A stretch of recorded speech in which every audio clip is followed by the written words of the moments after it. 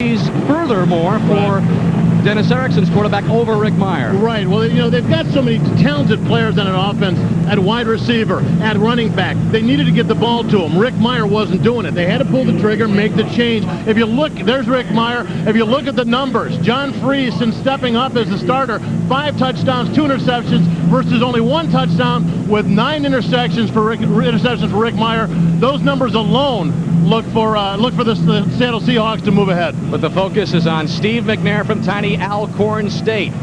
On his right arm, the Southwest Athletic Conference. Hi everyone, Greg Gumbel in New York. Let's get you caught up on the early games played today in the National Football League, beginning with the game in Indianapolis. The Chargers lead the Colts by a score of 26-12. Bad day for Jim Harbaugh. Committed 5 turnovers, 4 of them on interceptions.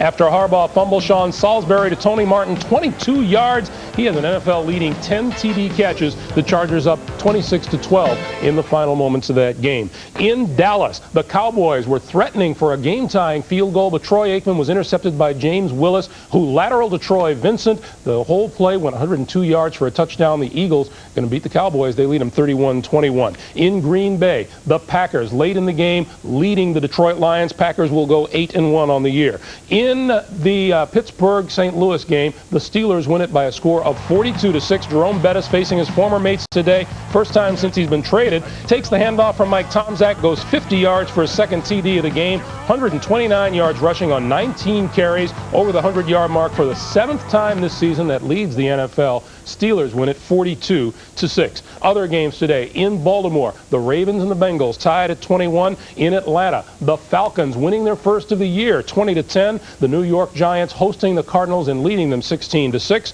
And the Bears hosting Tampa Bay. It's a final now, 13-10 Chicago. We will send you to the kickoffs in Foxborough, Minneapolis, and Seattle right after this. In 1866, the world's first dynamo was in... Well, you can talk about why Seattle has turned things around recently. Their defense playing better. John Freeze in for Rick Mirer. But maybe the most important reason is the reemergence of Chris Warren. The season-high 146 yards last week, Bob. And you can see what he did in the first 5 games, what he's done in the last 3. Well, when Rick Meyer's passing game wasn't working, they knew it. They could get people out of the secondary, out of the linebackers, moving up to the line of scrimmage and take away Chris Warren in the run game. Now that John Freeze is in, the pass game's back. Defenses have to honor him. They've got to move people back into the defense and less people up front to play the run. You saw Mel Gray. This was a game-time decision. Did not make the game last week with a back injury, but he returns it across the 25-yard line. So Mel Gray back in to return kicks for Houston this week. Steve McNair started twice last year, 2-0, but that's when the Houston Oilers were out of the playoffs. This is his first meaningful start of the NFL. Up front, a good offensive line. Perennial Pro Bowlers Bruce Matthews and Mark Stepnoski anchor the front 5. Eddie George could be the Rookie of the Year in the NFL. Sanders and Davis, the wideouts. Rod Lewis is the tight end. Steve McNair took over for Chris Chandler last week in the 3rd quarter in the loss to San Francisco. And he hands off to Eddie George, and George is up the middle for a big gain on the very first play of the game, across the 45 to the 47, finally brought down by Darrell Williams. Well, one of the things that the Houston Oilers must have watched from the Charger game last week is the cutback lanes are there. They start to the right and cutting back the backside. You look and you see the backside end. Number 99, Michael McCrary, sealed off by great block by Frank Wycheck, leaving him an open lane to run. Not a bad way to start for the Houston offense. A 20-yard pop right up the middle by George. And he'll give him another chance. And that quickly, he is into Seahawk territory to the 45. And the Seahawk defense had a coming-out party last week. Oh, man. In the win over San Diego. They finally got themselves together on defense. As you take a look at their coordinator, Greg McMacken. And the Seahawk front 4. Sinclair leads the NFL with 9 sacks, but the damage was done by Adams and Kennedy last week. Gray, Harris, Blackman, and Williams, the secondary. Terry Wooden playing just his 2nd game of the season since returning from a hamstring injury last week. And it's Eddie George again, and Eddie George may have picked up another first down. So 3 plays McNair starts out with, and they all go to the rookie out of Ohio State. Hey, and why not? Why not do it? They get a first down there. Eddie George picking that up. But if you've got Steve McNair, you've got the young guy who so many people are looking at and going to scrutinize in this game. Fans, coaches, media, everybody. Why not get the run game going? Certainly takes some pressure off the quarterback.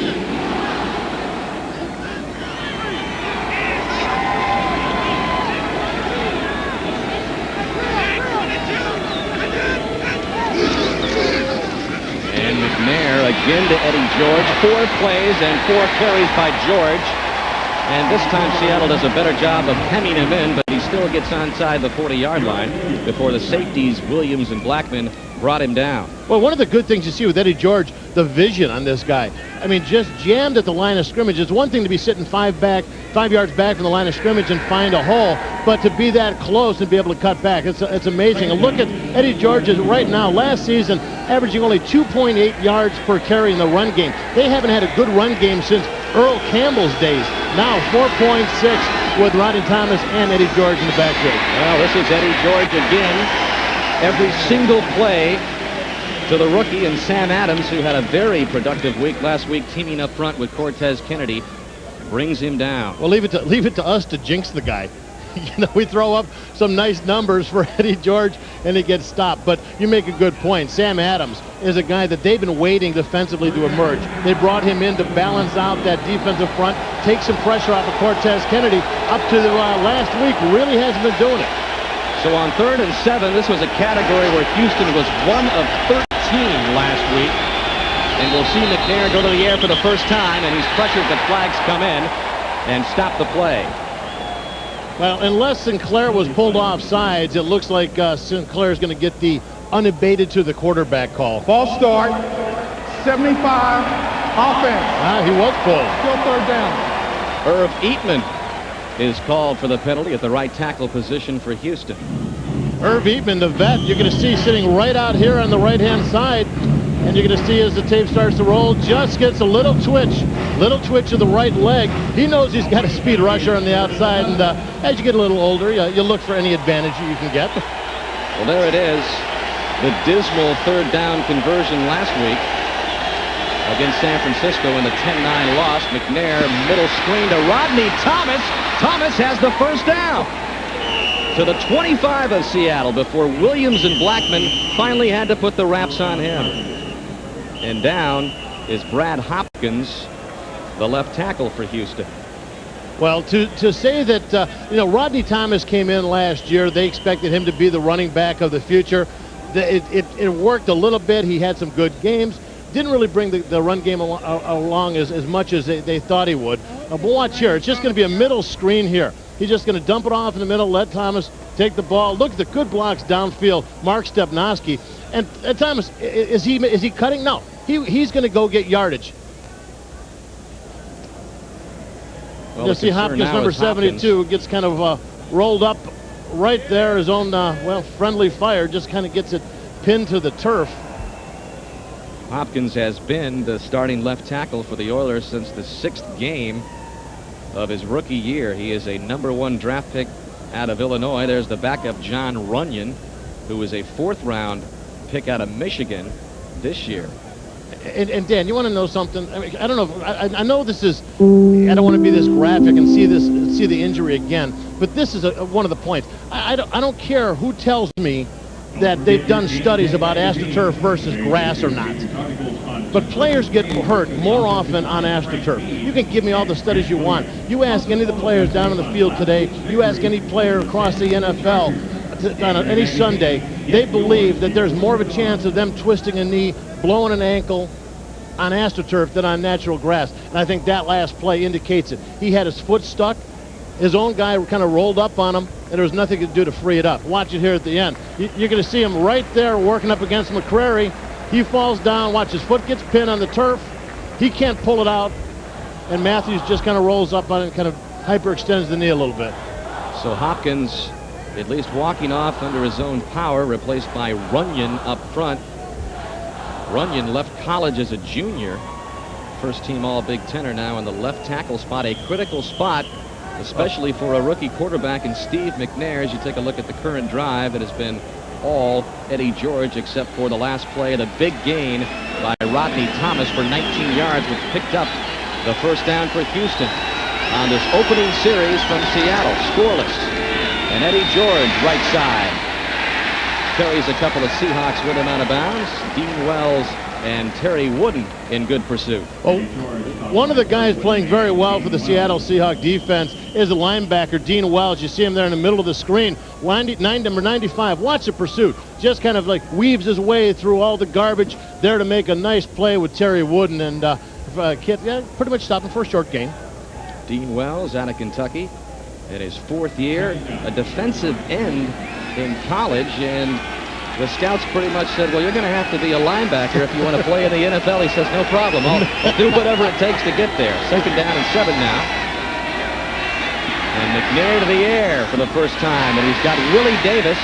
Davis will be inside the 20 short of the first down, and that'll bring up another 3rd down for Houston. Terry Wooden made the stop. Wooden played in his first game of the season last week, a hamstring injury he suffered in the final preseason game versus the 49ers, and that was a costly loss for Seattle because he was their leading tackler last year. And you talked to the defensive players of Seattle, they mentioned the Wooden factor. The Wooden factor. Winston Moss brought that up. I mean, they do have some good linebackers. Very emotional leader in Winston Moss. Dean Wells we talked about, but Terry Wooden kind of like sets the stage for these guys, and he is the Terry Wooden factor. 3rd and 4. The Oilers successful in their last 3rd down conversion. That looked like a quarterback draw by design, and Seattle was ready for it, especially Cortez Kennedy, who Dennis Erickson said had the best game he's had since I've been here last week. Well, I have seen over the years a lot of quarterbacks do this quarterback draw.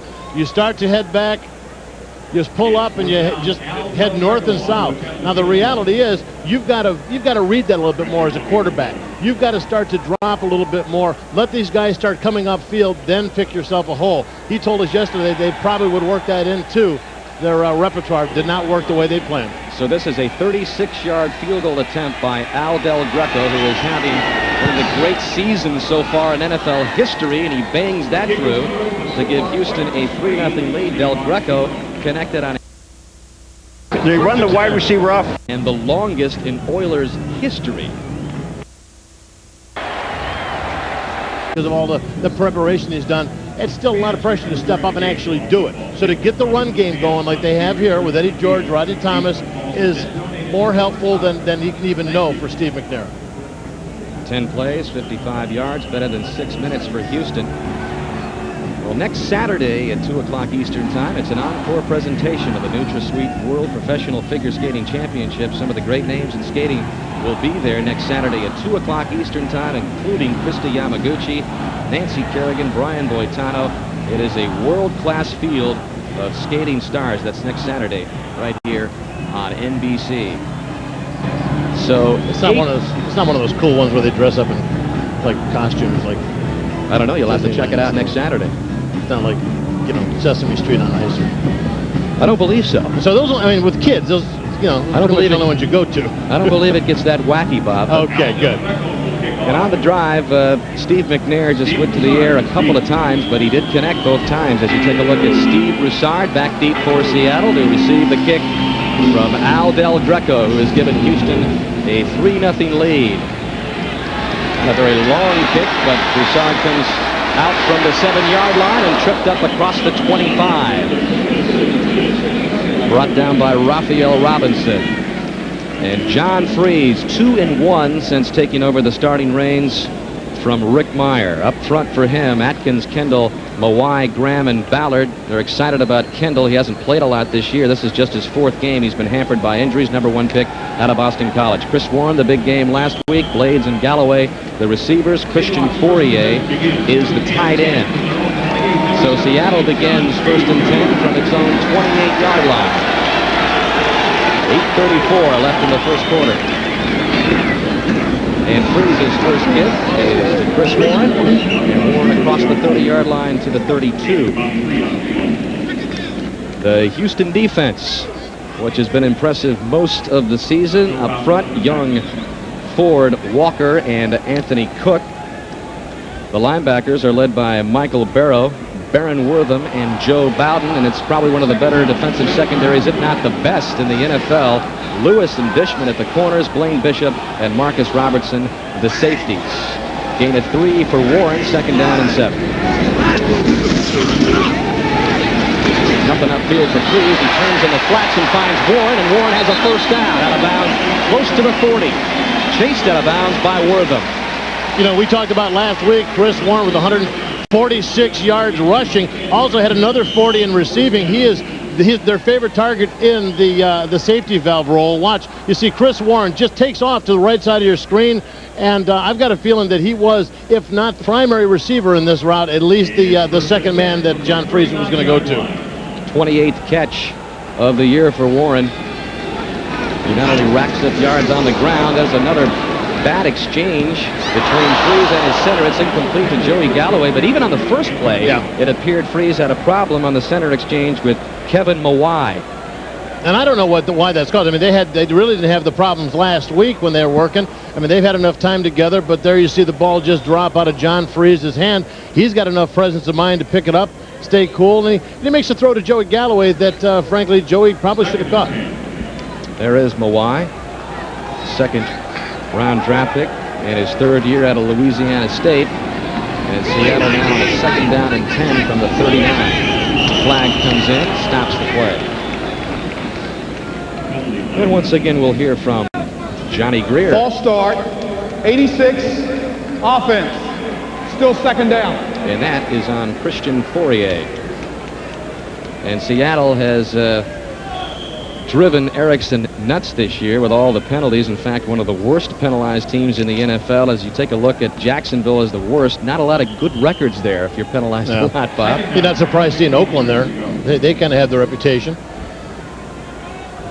So 2nd down and 15 now for Freeze.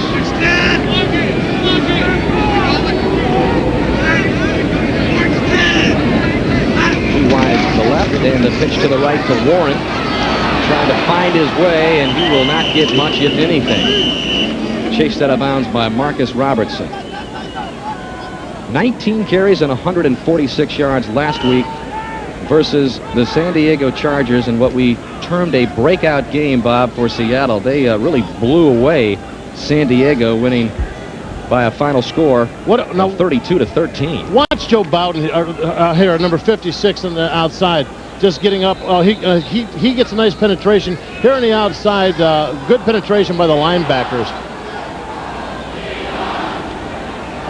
Please reset the game clock to 7:17. Well, the game clock has 7:12 on it. Thank you. The officials want it set back to 7:17.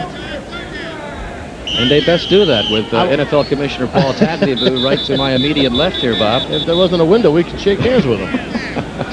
See, you got lunch. There is. I did notice there he is. And you said it within arm's reach, Bob. We are, but we are protected by the glass, or I should say Tagliabue is protected from you by the glass. Also, Ken Behring, the owner of the Seattle Seahawks. Well, temporarily. We'll keep you abreast on what's happening there. That's right. That is an ever-changing saga.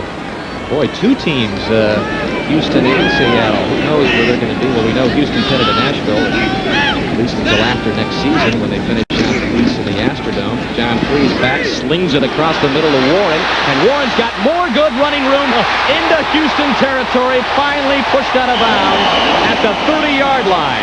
Well, you know, one of the things about Chris Warren is he gets pushed out by Raphael Robinson. One of the good things about Chris Warren is coming back. Is that, oh, man.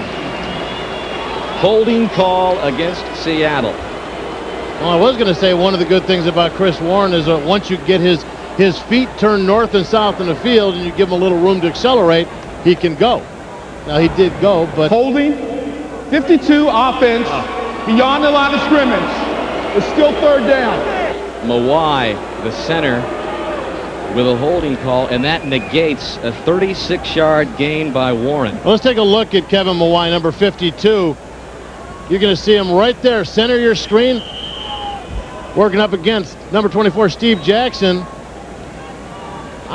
Boy, I tell you what, well, we kind of missed the scene.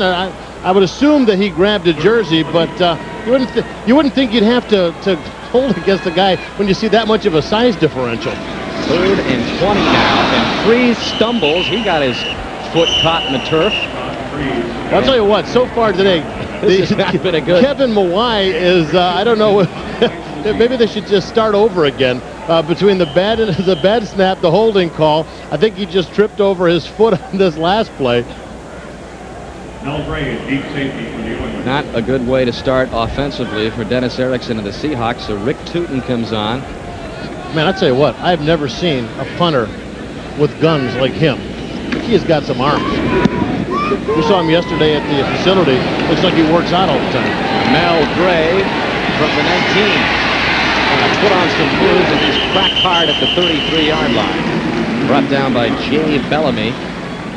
And Houston, after driving up the field for a field goal on its first series, will get another shot here. Well, the important thing for the Seattle Seahawks right now is to start getting some success defensively. Because last week, and we talked to Dennis Erickson, he said this is an important game. We've got to prove that we can win back-to-back games.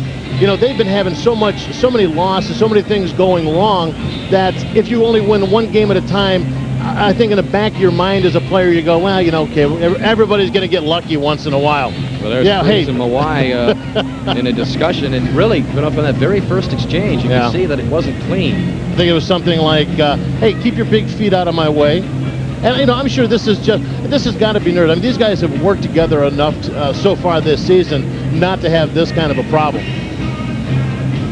And it's exactly what Dennis Erickson wants John Freeze to be, and that is turnover free, and that is Darrell Lewis down for Houston. Injured on that kickoff return.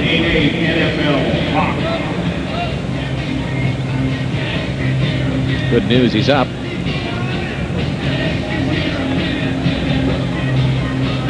Number 29, you're going to see Darrell Lewis, number 29, coming across the screen. Looks like he's going to end up at the bottom of, I don't know, just kind of, just kind of maybe caught his foot or something in the turf. Darrell Lewis, one of the all-pro defensive backs in that starting secondary for Houston. But now it's the Oiler offense, and Steve McNair, who will begin from the 34-yard line. Just under 6 minutes left in the first quarter. The Oilers with the 3-0 lead off the foot of Al Del Greco.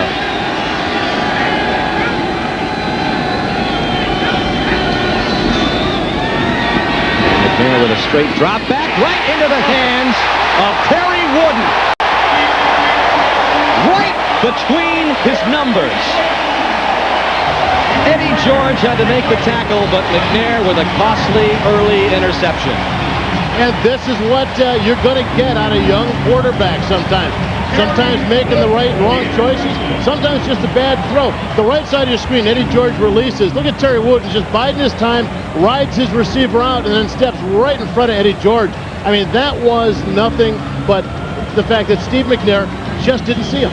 I mean, he got so locked on Eddie George and getting the ball to Eddie George that he just did not see that blue jersey stepping into the screen. Seattle from the Houston 23. There's Chris Chandler trying to calm McNair down.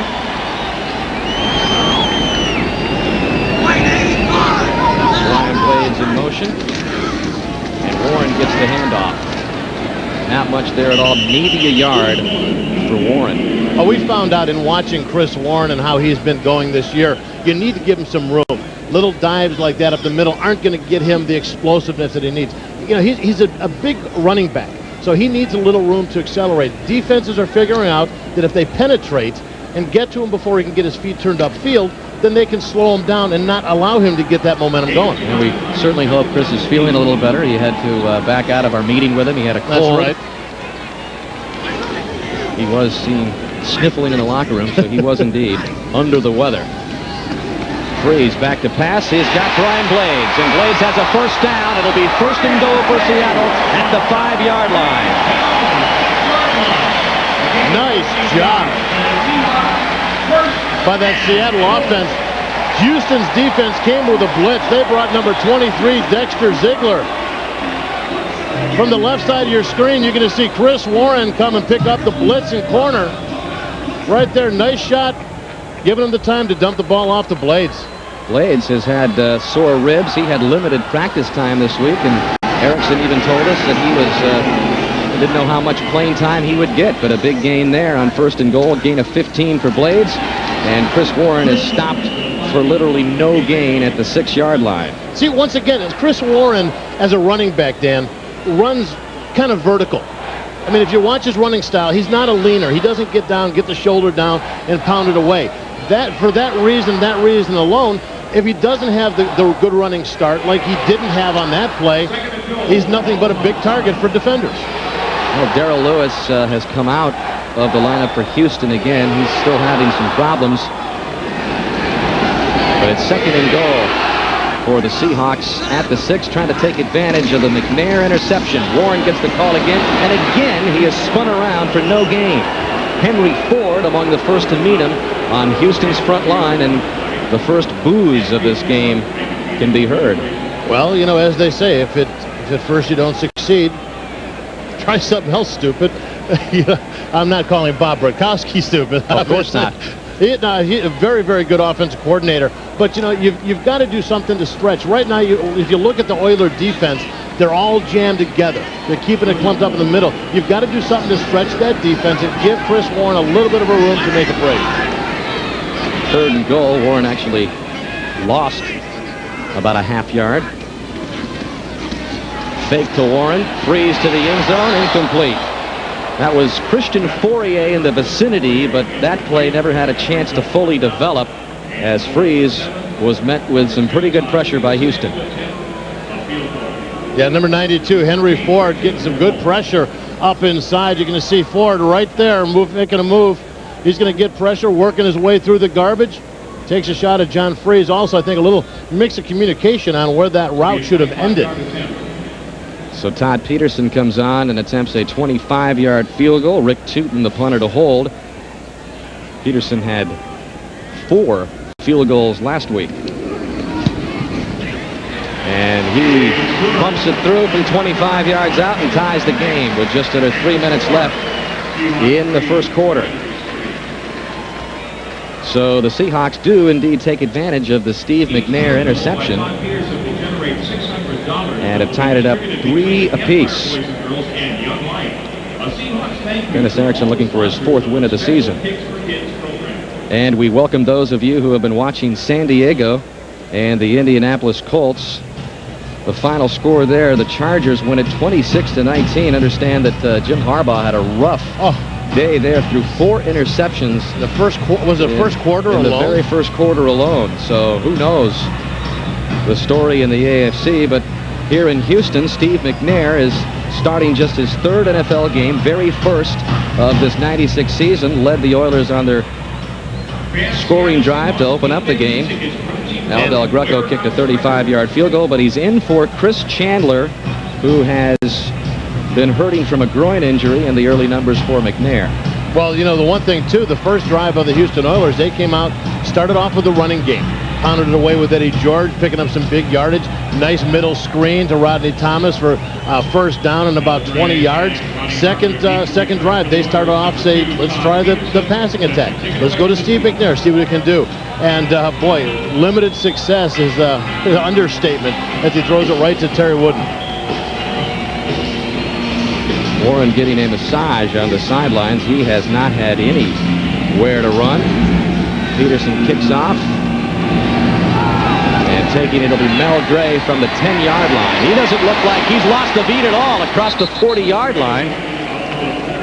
Jeff Fisher told us it would be a game-time decision to see if Mel Gray could play. So far, he's been impressive. But he is limping. The NFL on NBC is brought to you by Dr. Pepper and your local Dr. Pepper bottler. Dr. Pepper is just what the doctor ordered. By Toyota and their full line of quality cars and trucks. By McDonald's, official brake of the NFL. And by Energizer batteries, still going. Long-lasting Energizer batteries keep going and going.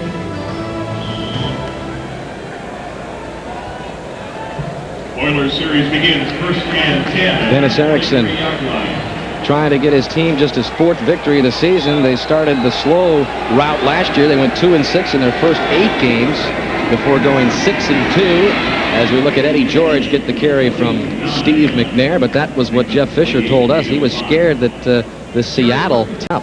He was so impressed, and talking to him, he was so impressed. Obviously, everybody's impressed with Cortez Kennedy, but what he's seen in Sam Adams, who, as I said before, has been a guy that they brought in to complement Cortez, to take the double teams off of Cortez, but hasn't done it until, well, basically last week, where he started getting great penetration and making a lot of big hits, including sacks. Play action, rolling out is McNair, and McNair has the first down, and that is what Fisher told us last night. He said, as far as the complexity of the game, it will not change, but we will roll out McNair a lot to take advantage of his athletic ability. Right, we were wondering if they were going to have to give him a limited game plan. He said even when he came in for the Atlantic game, he was pretty much running the entire game plan. Now with McNair, they will have more movement. He doesn't want him to be a running quarterback per se, but he wants to give him the ability to move, the bootlegs, the waggles, the short dashes, anything to get him out of the pocket and make the defense kind of redirect themselves. Good 9-yard pickup by McNair. And the Oilers once again quickly into Seahawk territory as Eddie George gets the call inside the 40-yard line. Boy, this offense, this running game by Eddie George. Talk about, it seems like the last couple of years, we have seen some real good rookies come in and contribute right away. You know, they haven't been sitting back and resting on their laurels. In fact, Bruce Matthews, one of the veteran elder statesmen on that Houston Oilers team, said these young guys, the Eddie Georges and Steve McNairs, very professional. They don't come in blowing their own horn anymore. These guys are very professional, and you see that in their production. There's Bruce Matthews in his 14th year at left guard. He's seen a few players come and go in his long NFL career. This time, Eddie George can't get out of it. He's dropped for a loss by Sam Adams. And that's one of the things we're seeing from Sam Adams. He was getting stuck on the line of scrimmage, but now he's getting penetration. Look at him here again as we show you this play one more time. 98, Sam Adams right there. Big circle for a big guy. Look at that little swim move, and hey, a little holding, but Sam too big to stop. Gets back there, and somebody's got to tell Eddie George that he is not Barry Sanders and can't cut that quickly. So 3rd down and 7.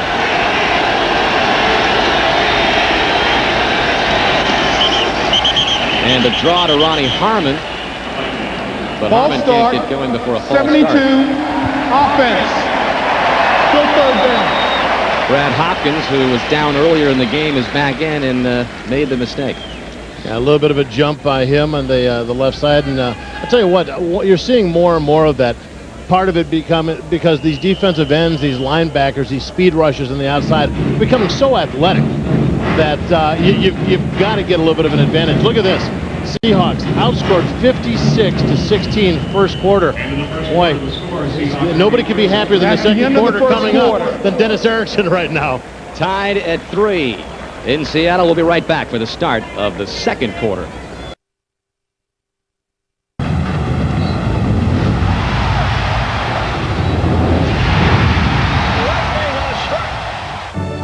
This is the NFL on NBC.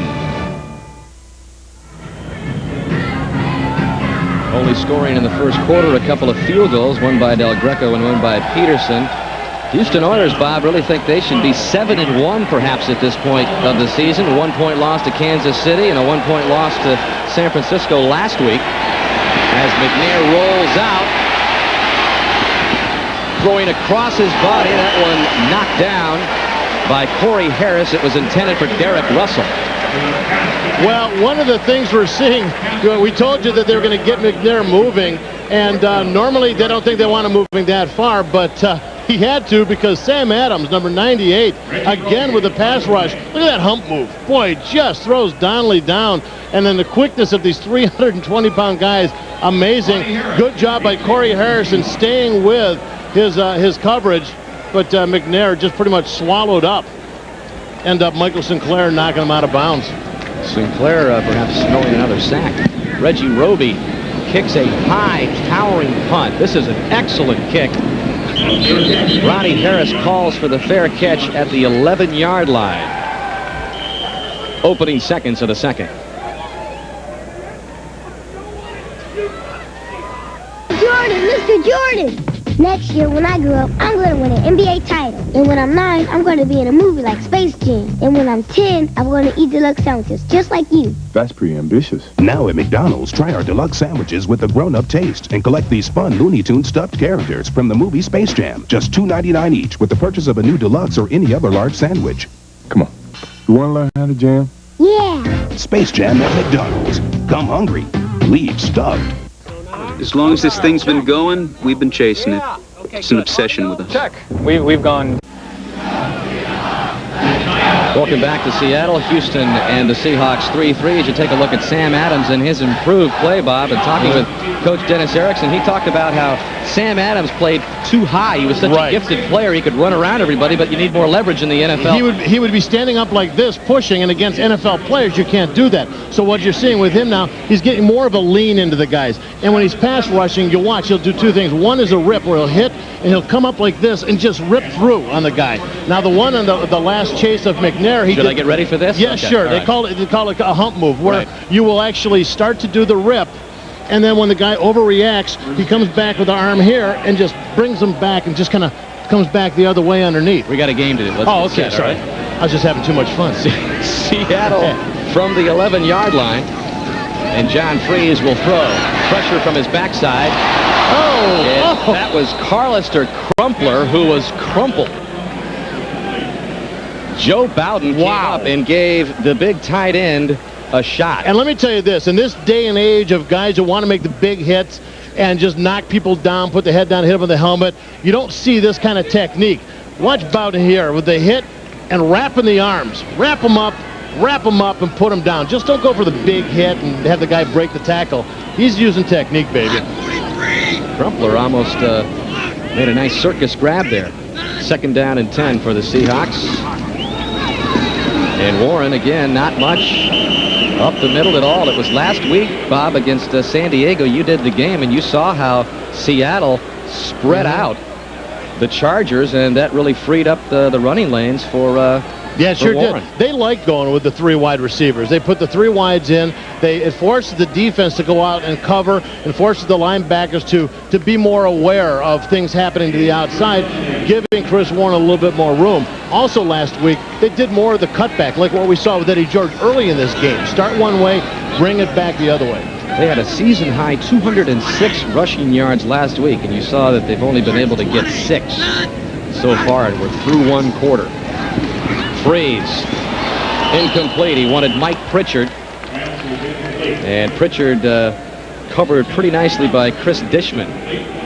Well, one of the things we're looking at, too, is when you talk about the run game, that Houston is ranked number 2 in the AFC against the run. So, I mean, right there, you've got a good matchup of that Chris Warren-led running game of the Seahawks and that run defense with the Oilers. Boy, Mel Gray has been impressive so far this game and throughout his entire career. Remember, he was limping a little bit on the last return. He's suffering from a back injury. And a chance for Houston to get some good field position. Tootin's punt takes a dive left, and Gray will just have to watch it roll, but the Oilers will still have pretty good field position at the 42. Another chance for Air McNair to get on track. AT&T presents. Well, Chris Chandler had hoped that this would be a nice homecoming. He's from Everett, Washington, in the area here, same place where Dennis Erickson hails from, but he needs to rest his injured groin, replaced by McNair in the 3rd quarter of last week's game. He is the starting quarterback for Houston, and Jeff Fisher made that very clear. No matter what Steve McNair pulls off today. 1st and 10 for the Oilers from the 42. And Eddie George takes another crack, gets some good positive yardage up the right side at about the 48. He's stopped by Dean Wells. And you know what? Going into the season also, Dan, there was some concern. Chris Chandler basically came up and said, you know what? I mean, if McNair's going to be the guy, then I want to go. I mean, I appreciate everything. I want to be traded. But at that point, it took Jeff Fisher saying, listen, we go through camp, you compete, you're the guy. And as you said, once his groin is healthy again, he will come back and be the guy. But it's, as always, invaluable, just totally invaluable experience for a young guy like Steve McNair to get in here and make some mistakes, but hopefully make some good things happen. Eddie George trying to make something happen, stopped in his tracks for no gain.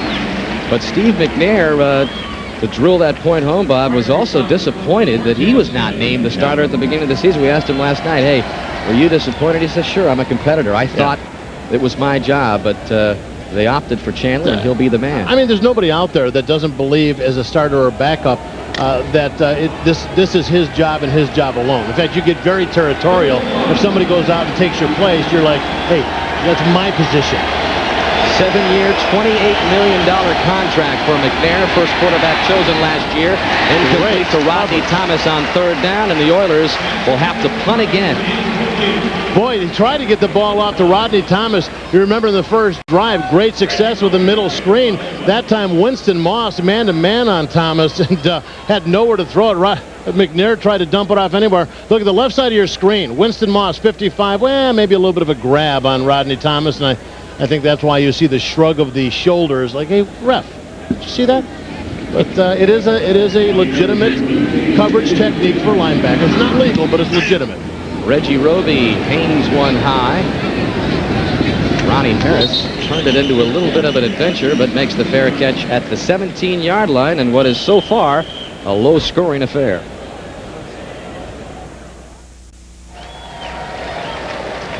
So far, the Seattle offense in a deep freeze, Bob. Yeah, 30 yards total offense so far. You see Bob Brakowski, offensive coordinator for the Seahawks, in a very, very good game last week. I mean, tons of yardage, and just cannot get it on track. And looking to knock the lid off the basket, I guess. Now, Chris Warren, again, not much yardage. Baron Wortham comes up from his middle linebacking spot, makes the stop. Well, they really haven't been able to establish anything. I mean, even the pass game has been kind of lame. Right now, the pass game is not threatening them, so they're moving a lot of people up into the box. They're moving 7-8 people up into the box, and they're shutting down Chris Warren. At this point, John Freeze has got to get the passing game going, start to make that defense back off just a little bit. No gain, second down and 10. Freeze slips to his left. Joey Galloway makes the catch close to the first down, but probably short. Darrell Lewis, who is back in there after walking a little gingerly off the field earlier, makes the stop as Bratkowski, who has followed Dennis Erickson everywhere, as offensive coordinator at Wyoming, Washington State, Miami, and another Oiler is down. That is Henry Ford, number 92. Well, that's a big blow for them. They are a strong run team in the middle. Well, we'll let Bratkowski pour over the charts a little bit more and see if he can get Houston's offense going. Car. Take it slow. The NFL on NBC is brought to you by Dr. Pepper and your local Dr. Pepper bottler. Dr. Pepper is just what the doctor ordered. By Honda, vehicles designed to help simplify your life. And by HBO. It's not TV, it's HBO.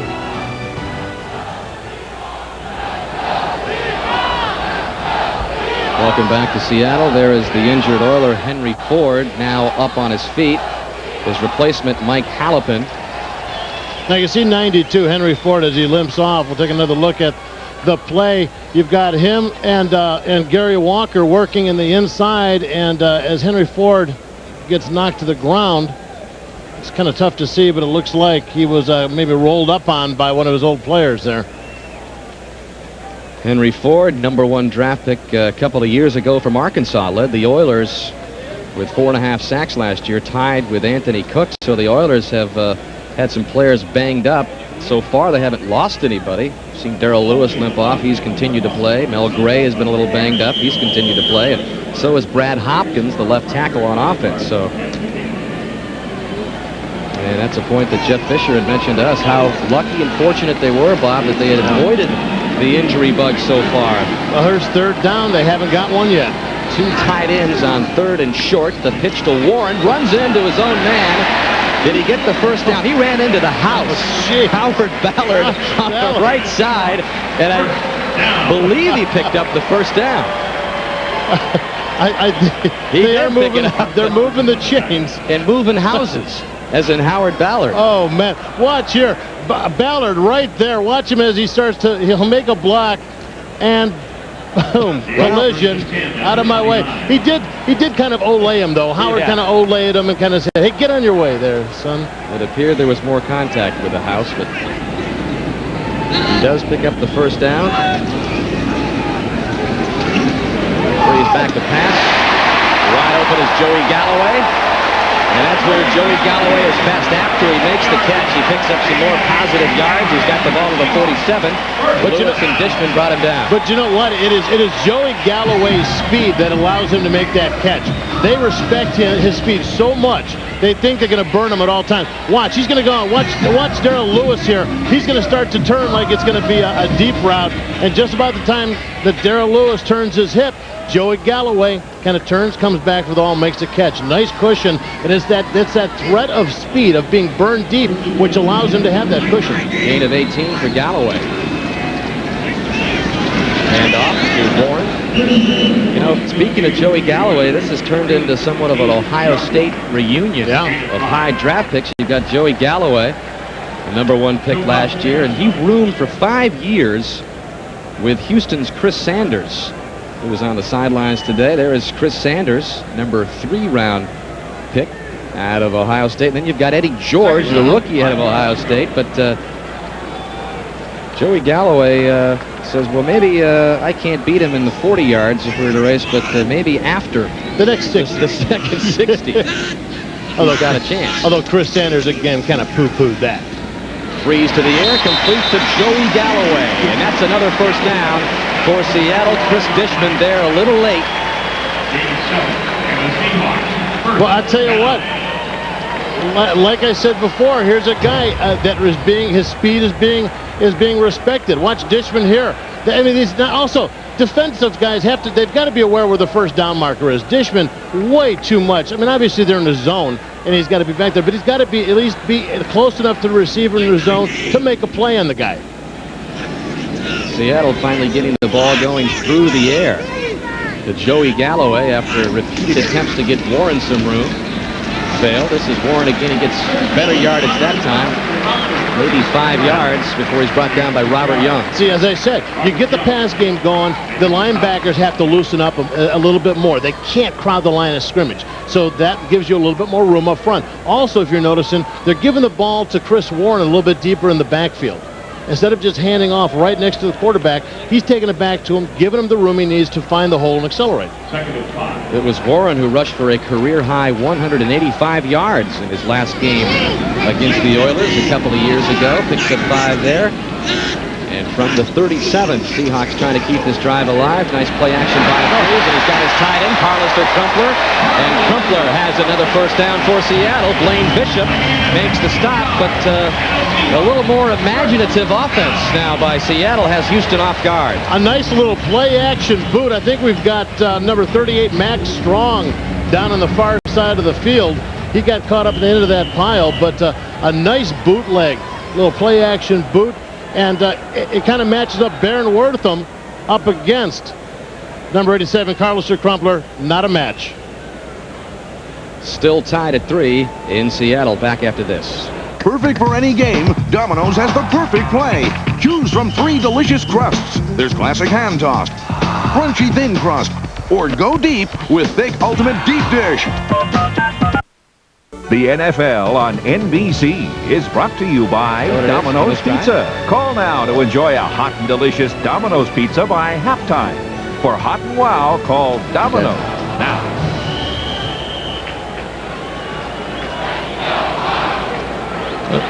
Dan Hicks, Bob Golick back in Seattle. Max Strong now walking the sidelines for Seattle. First and 10 from the Oiler 24 in a drive which began at its own 18-yard line. Joey Galloway figuring big in this series for Seattle with 3 catches. Going over the middle, it is Crumpler again, and Crumpler inside the 20-yard line. Yeah, now let's go back to the last play, because this could have been very serious. Max Strong was blocking for Carlister Crumpler. As you see him walking it off here on the sidelines, as all good football players do. But number 38 is going to be out ahead of the play. He's right there. He is right there ahead of the play, blocking. And you see number 52, Baron Wortham, land on his ankle from behind. And, boy, that, I tell you, got to hurt. But looking at Strong now, looks like he's able to walk it off. Warren gets maybe a couple on the second down call. And the clock continuing to click. 6:42 left in the first half. Well, it looks like Henry Ford's healthy. Had a slight sprain, and now, boy, showing some quickness, getting out there and making a play out on the perimeter. Oilers have been walking off, limping off, but they've all managed to get back in there. As you take a look at Ford, this is an impressive drive for Seattle. And you talked before about Brian Blades being nicked out. He's been out this entire series. Ricky Prohl, who we were told would spell him quite a bit, is in. He's slotted to the right side as Freese rolls right. Nothing there. And he'll throw this one out of bounds. Now, this last series, Dan, you have watched Darrell Lewis. Remember before this series, they were playing a lot of zone. And Joey Galloway had all the time in the world. Now, these last couple plays, Darrell Lewis has moved up late. He's come up to go bump, and they've been playing real tight zone. They did get one off to Carlos Crumpler as a safety valve in the play before this, but this one just nobody open in man-to-man coverage. Todd Peterson, good from 25 yards out. Spot this one at the 25, so a 35-yard attempt. He has made 22 of his last 23 field goal attempts. And he just gets that inside the right upright. So it's been a field goal battle so far in favor of Seattle. On NBC, interconference powers collide. Thurman Thomas, Jim Kelly and the Buffalo Bills battle Ricky Waters and the Eagles. Or two top quarterbacks clash as Dan Marino leads the Dolphins against Jim Harbaugh and the Colts. Or regional action, the NFL on NBC next Sunday. 6:01 left in the first half. The Seahawks with 2 field goals over Del Greco's 1. And Steve McNair, who has provided Seattle with one of those field goals with his costly interception deep in his own territory, is the man for Houston today with Chris Chandler out with a groin injury. Mel Gray awaiting the Peterson kick at the 2. And this time the Seahawks special teams is there to knock him down at the 18. Ronnie Harris. And Mel Gray taking his time getting up. And Mel Gray now still on the turf. He got sliced pretty good there. Good with good leverage by the coverage team as they came down, keeping their lanes. And watch, you're going to see him. I don't think they hit him that hard. I think just the old injury. He takes a shot right above the knee, but I got a feeling this is just the old injury just coming back to haunt him. He did not play last week, a back injury, and it appears after taking several shots, will Gray get back up after that one?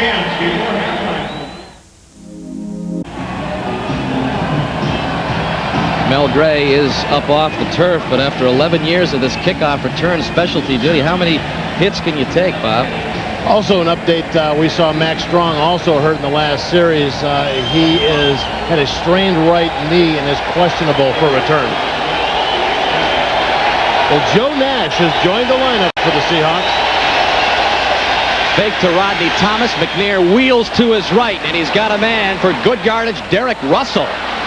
And Russell still spinning, finally knocked out of bounds at about the 47-yard line. Williams and Blackman knocked Russell out of bounds. He's the 3rd wide receiver for Houston. Well, McNair had some time this time. On this play, he had some time. Remember the last time he ran this boot? He was basically being chased by a couple of very large people. This time, you're going to watch him boot out to the left side of your screen. He's got time. He's not being hassled. Has plenty of time to find Russell wide open. You mentioned Joe Nash in there, number 72, playing in his 211th game. 15th season now for Nash. No Seahawk has played more. McNair on 1st and 10. Incomplete to the near side. He wanted Frank Wycheck, the H-back, but it was quite a story with Joe Nash returning to the Seahawk lineup this week. In fact, they had kept his locker as somewhat of a shrine. I mean, he did not get his contract renewed after the 14 seasons, but sentimentally, they just kind of kept his locker open until the last preseason game when Cortez Kennedy came in the locker room. They actually got Nash on the phone and said, Joe must go, Joe must go. They cleaned out his locker, and Sam Adams moved into his locker. as Rodney Thomas Sam Adams gets the carry. Sam Adams, great penetration, making a hit. Now, Sam Adams, as we look at Sam Adams here, we have to say that Joe Nash was offered the locker back. But basically, Joe Nash said, you know what, all those years of being next to Cortez Kennedy, that was enough. And Joe Nash, good job of making sure the running back was down. The one thing he's finding out is that you may be in cardiovascular shape, you may be strong, but once you start hitting again, it's a whole different ball game. Seattle fans have woken up. 3rd down and long. McNair avoids one tackler, gets it out nicely to Rodney Thomas, but Thomas well short of the first down. Stopped at midfield by Winston Moss, combining with Carlton Gray.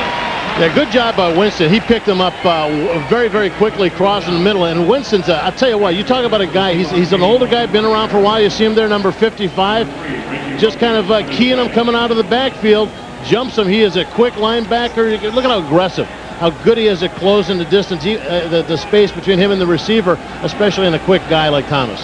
But Houston forced to punt once again after that impressive opening drive. McNair and the Oilers haven't done much. Ronnie Harris lets it bounce, and it takes a great Houston bounce. Reggie Roby, in his 14th year, one of the best in the business at pinning teams back. Let me tell Roby to show some emotion here. It looked like he was upset with that kick.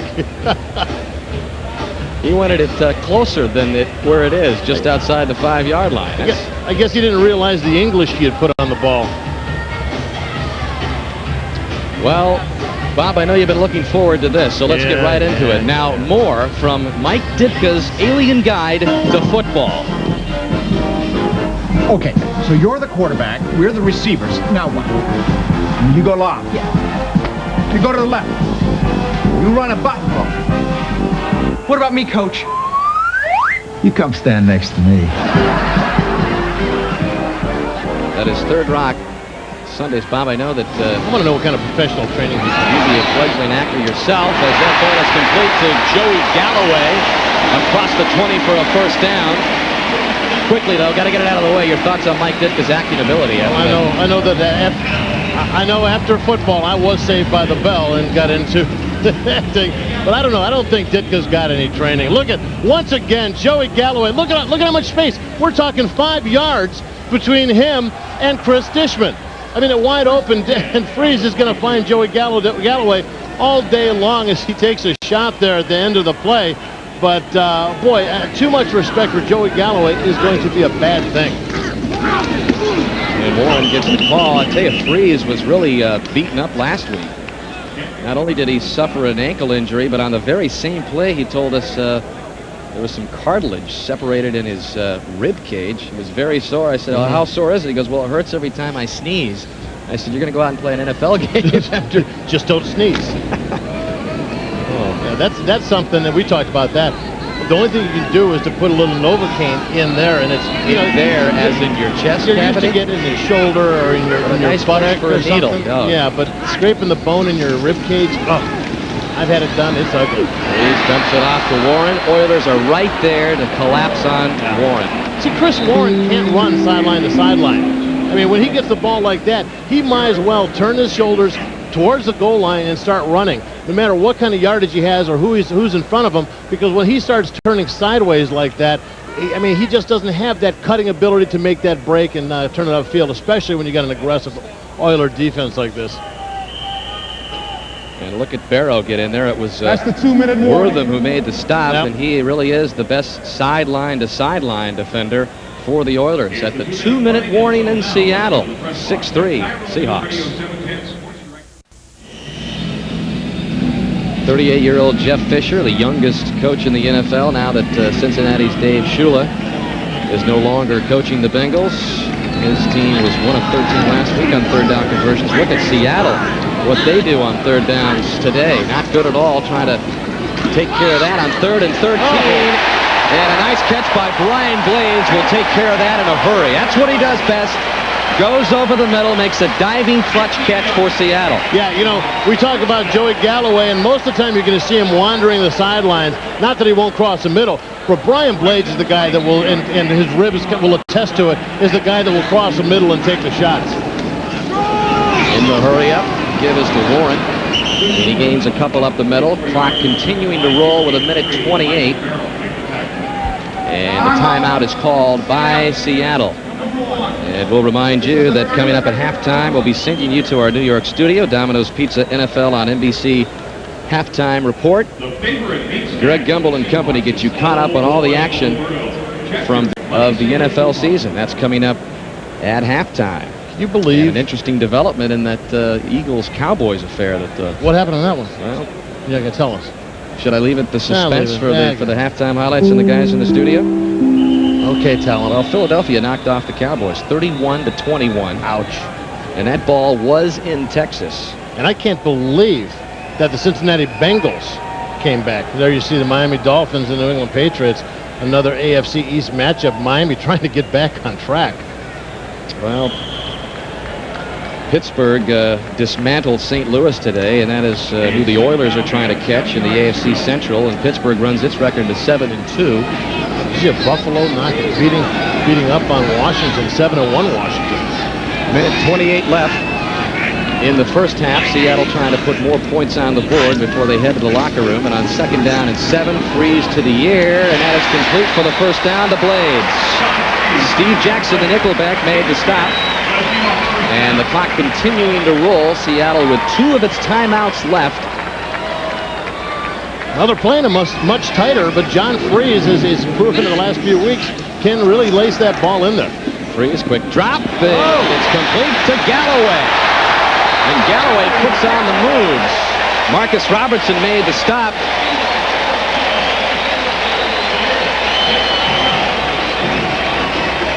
But Dishman, you see Chris Dishman there is just basically saying, my bad, my bad. He saw an opportunity to make a play. Watch him, he's going to come up, he's going for the ball. This is all ball here for him. And sometimes you're the hero, and sometimes, well, you got to rely on your buddies, just like on that play. Well, 30 career interceptions for Dishman, and Jeff Fisher was telling us that he's been feeling the pressure to try to pick one up. Yep. He tried to get one there, but that cost his team. And he has been playing well off of Galloway all game long. 1 minute left. Pump fake by Freeze. Once Galloway overthrew him. Actually, he wanted Galloway, but Darrell Lewis stepped in and made the interception. That was well over Galloway's head. It looked like he just wanted to throw it away, but he was unaware. Well, watch also. Joey Galloway doesn't seem to be in full stride either. He's just kind of like cruising down the sidelines here. And Freeze just laying the ball up there. This was a total ball that Joey Galloway was supposed to go up. He was supposed to go up there and get it himself. I mean, that's what that was. I'm going to lay the ball up. You use your speed and your talent to go up and get it. But Darrell Lewis right there to make the snag. -6 giveaway takeaway ratio for Seattle. And that, if you take a look at the Jets who topped that list, that does not translate into a very good record. That is the 5th interception of the season for Darrell Lewis. And with 55 seconds left, McNair and the Oilers set up at the 20. They do have all 3 of their timeouts. Eddie George gets the call, and he's got a couple across the 20. A late flag comes in. Michael McCrary on the stop of George. Boy, that was a late flag. Holding call against Houston. Either he couldn't find it in his pocket, he couldn't find that the flag, or he just figured that somebody better call this.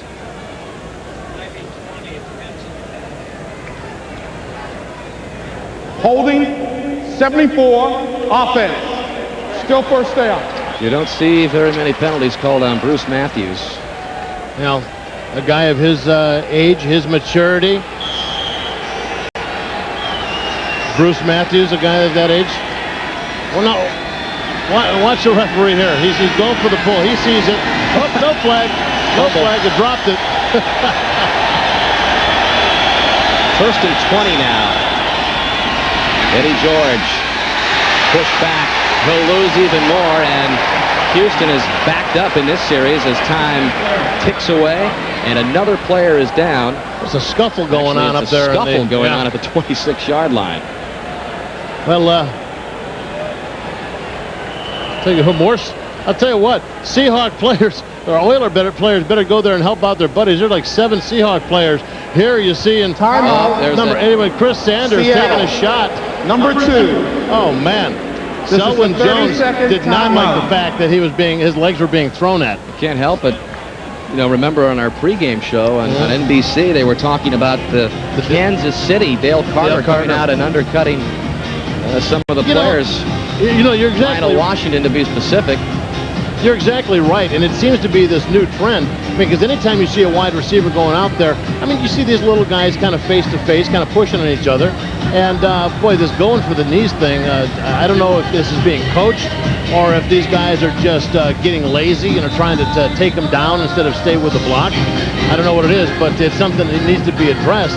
I mean, I'm all for aggressiveness, but I mean, there's just some stuff out there that just doesn't need to be happening. Well, it was Lionel Washington who was cut under at the knees by Dale Carter. I tell you, Marty Schottenheimer defended his player Dale Carter, while Mike Shanahan of the Broncos had some heated words as to the kind of block. Ceddy George on the carry, the clock continuing to roll. Now with 23 seconds left, McCrary over there to put the wraps on George again. Well, now we're starting to see the defense that we saw last week for the Seattle Seahawks.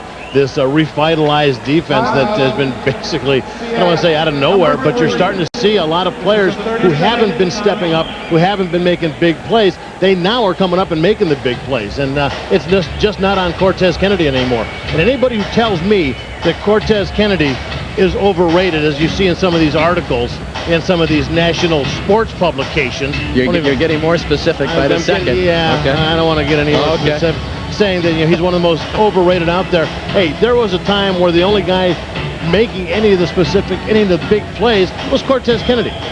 Everybody had potential, but now they're all stepping up and helping him out. Cortez reported in the best shape of his 7-year career, according to the Seahawks coaches, as he came into this season, and has been playing the best of his career since then. Eddie George gets wrapped up again, and this has been a dismal showing for the Oilers in this, what will probably be the final play of the first half. McCrary was in again on George. So not a great first half for Steve McNair in his very first start of this season.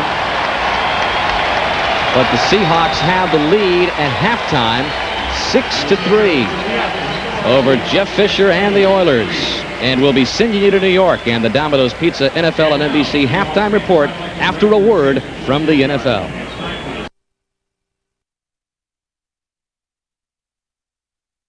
Domino's Pizza for hot and wow, call Domino's.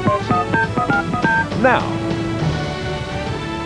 welcome back to our studios here in New York, everyone, as we take a look at some of the noteworthy games of the day and their effect on various races. Begin with the game between San Diego and Indianapolis, won by the Chargers today, 26-19. What effect does that have on the AFC East? Take a look. Buffalo at 5-3 in action now, as is New England. Indianapolis now 5-4. Miami in action now at 4-4, and the New York Jets 1-8. We talk about the value of backup quarterbacks. Joe Gibbs, how about Sean Salisbury coming in, filling in for Stan Humphries for a big win on the road for San Diego? It is a big decision. The backup quarterback, hey, there's a good chance through the process of a long season, your quarterback's going to go down. I think many times that's one of the biggest decisions a coaching staff and organization makes.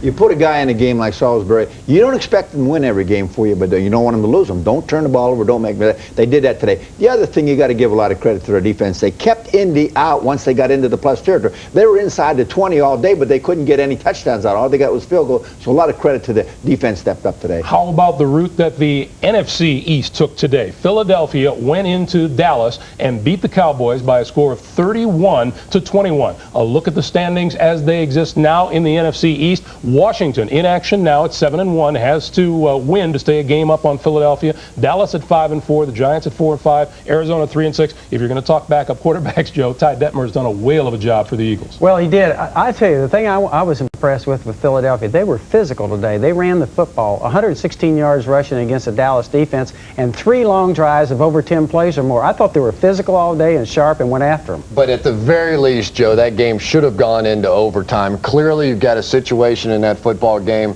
with Troy Aikman as your quarterback, where you expect the veteran quarterback to be able to make the plays down on the goal line. It's 24-21.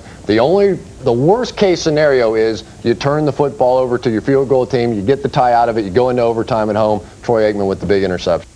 Eagles go home with a big win. Now, the Green Bay Packers, winners at home today against the Detroit Lions, and you have to wonder, is this a Packer juggernaut now? Remember, they've lost all those wide receivers, and still Brett Favre continues to deliver. Today was Don Beebe. Well, he really does. He had 4 touchdown passes again. They have different people step up. Mike Holmgren has done a great job. This club reminds me a lot of the 49ers. With all the injuries the 49ers have had over the years, they seem to plug people in and get the job done, and he's doing that. Now, the thing that Mike told us a couple of weeks ago, he's staying with that running game, and the running game is really helping. It's giving them balance. All right, and the Pittsburgh Steelers, a winner today, big time, 42-6 over the St. Louis Rams. Remember, we were feeling sorry for the Steelers on opening day when they lost Greg Lloyd. I don't think anybody's feeling sorry for them anymore. I got to tell you, I was one of those guys. And I'll tell you, they're winning with defense. They're rushing the football. We've talked to them many times on the show what Bettis has meant to them. And I tell you right now, they are on a roll. In Pittsburgh's schedule, they don't play a team with a winning record until the middle of December. This is the team that's going to have home field advantage. And we've said it before, we'll say it again. Those guys sure love to play football for Bill Cowher, don't they? Got it.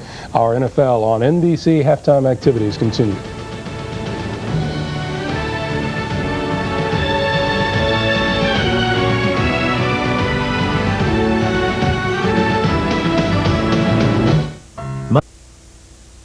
Hi, I'm Steve Largent, checking out a little personal history at the Pro Football Hall of Fame. Now I can get right back into the action, thanks to an exciting and unique attraction called the 100-Yard Universe.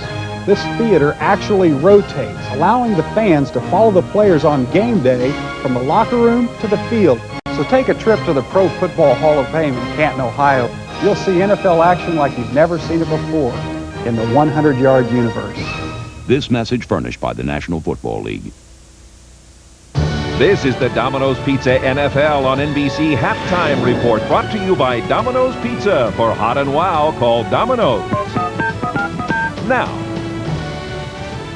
And those of you who have been watching Houston versus Seattle, welcome back to New York. Along with Joe Gibbs, Mike Ditka, Chris Collinsworth, I'm Greg Gumbel. Let's run down scores and highlights for you. Beginning with the game at Foxborough, they have just gone to halftime. The Patriots and the Dolphins are tied at 14. Two of the best throwing quarterbacks in the AFC, Marino and Bledsoe, and you've got 2 rushing touchdowns for Kareem Abdul-Jabbar and 2 for Curtis Martin. Well, that's true, but I tell you what Miami's doing. They're rushing the ball. Now, New England hasn't been able to rush it very well. They have to depend on Bledsoe's arm. It's really a good, solid football game, but I think the strength of the game, again, right now is Miami running the football, because they did it the first time they played him, and that's why they beat him. If they continue, that's how they're going to win this game, if they can win it. Curtis Martin has 2 touchdowns. He's 9 carries for 9 yards in the first half. In Minnesota, low-scoring football game. The Kansas City Chiefs leading the Vikings by a score of 7-0. What's the story in this game, Joe? Well, the story is both these offenses are struggling, and they continue to struggle. Mike's laughing over here. Minnesota's rushed for 8 yards, okay? Kansas City for 73. And that's the edge, really, right now. This would be a great game with both offenses having a tough time doing anything to kick some field goals, but neither team can kick a field goal. They both miss field goals. Marcus Allen, 1-yard run for a touchdown. That is 110th rushing touchdown of his NFL career. That ties Walter Payton for #1 all-time. In Buffalo, Redskins with a 7-game winning streak on the line, trailing the Bills 17-7 at halftime. And in Seattle, the game that you are watching, the Seahawks by a field goal over the Houston Oilers. Earlier today, in Indianapolis, Chargers knocked off the Colts 26-19, the final score. Bad day for Colt quarterback Jim Harbaugh. 5 turnovers for him today, 4 on interceptions. This pick by Kurt Govea set up a Charger touchdown. Junior Seau back in the lineup after missing a game with a pair of injured knees. He forces the Harbaugh fumble, recovered by Chris Mims at the Indy 42-yard line.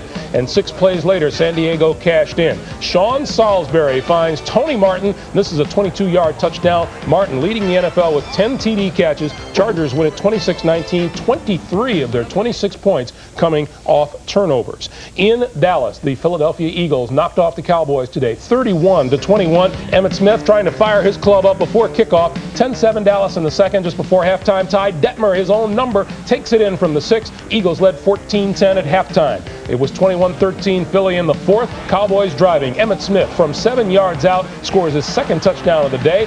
Aikman threw a pass for a 2-point conversion. The game was tied at 21. It was 24-21. Eagles under a minute to play. Troy Aikman off balance, throws into the end zone, picked off by James Willis. He laterals to Troy Vincent, and he will come back across the field, find some running room, and take it the rest of the way for a touchdown. Eagles' first win in Dallas since 1991. The final score, 31-21. Chris, this is a big win on the road for the Eagles. Yeah, it sure was, and Ty Detmer was absolutely sensational today, but it was one of those days you just don't expect Troy Aikman to make that big mistake that he made at the end of the game. It was 24-21. At the very least, Dallas has to come out of that with a field goal. Overtime at home, you have to like their chances. Really a blown opportunity by Troy Aikman. You'll see the Eagles here on NBC. Next week, they host the Buffalo Bills. In Green Bay, the Packers beat the Detroit Lions 28-18, the final score at Lambeau Field. Lions quarterback Scott Mitchell sidelined with sore ribs. His replacement, Don Mikowski, gives to Barry Sanders.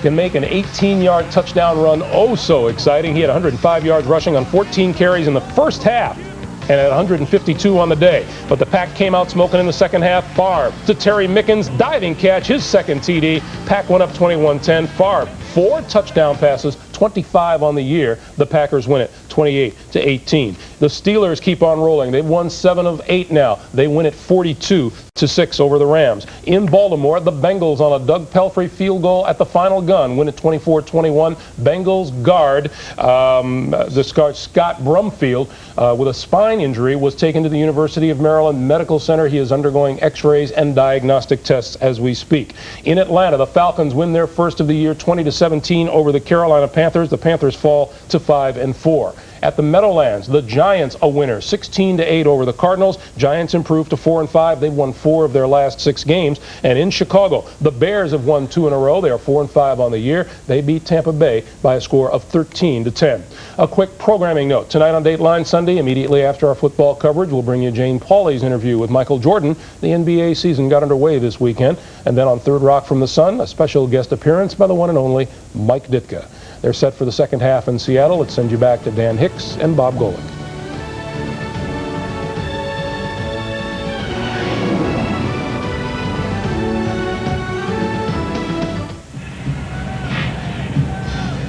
Halftime in Seattle, the Seahawks in a battle of the field goals so far, 6-3 over the Houston Oilers. Dan Hicks back with Bob Golick, and we might have expected Houston to struggle a little bit on offense, Bob, with Steve McNair in there for Chris Chandler, but really it's been somewhat of a surprise as to Seattle's offensive woes after the great showing last week against San Diego. Exactly. I mean, you saw Chris Warren last week with 146 yards rushing, another 40 yards receiving. So far today, I mean, nothing. This game has been horrible, both teams offensively.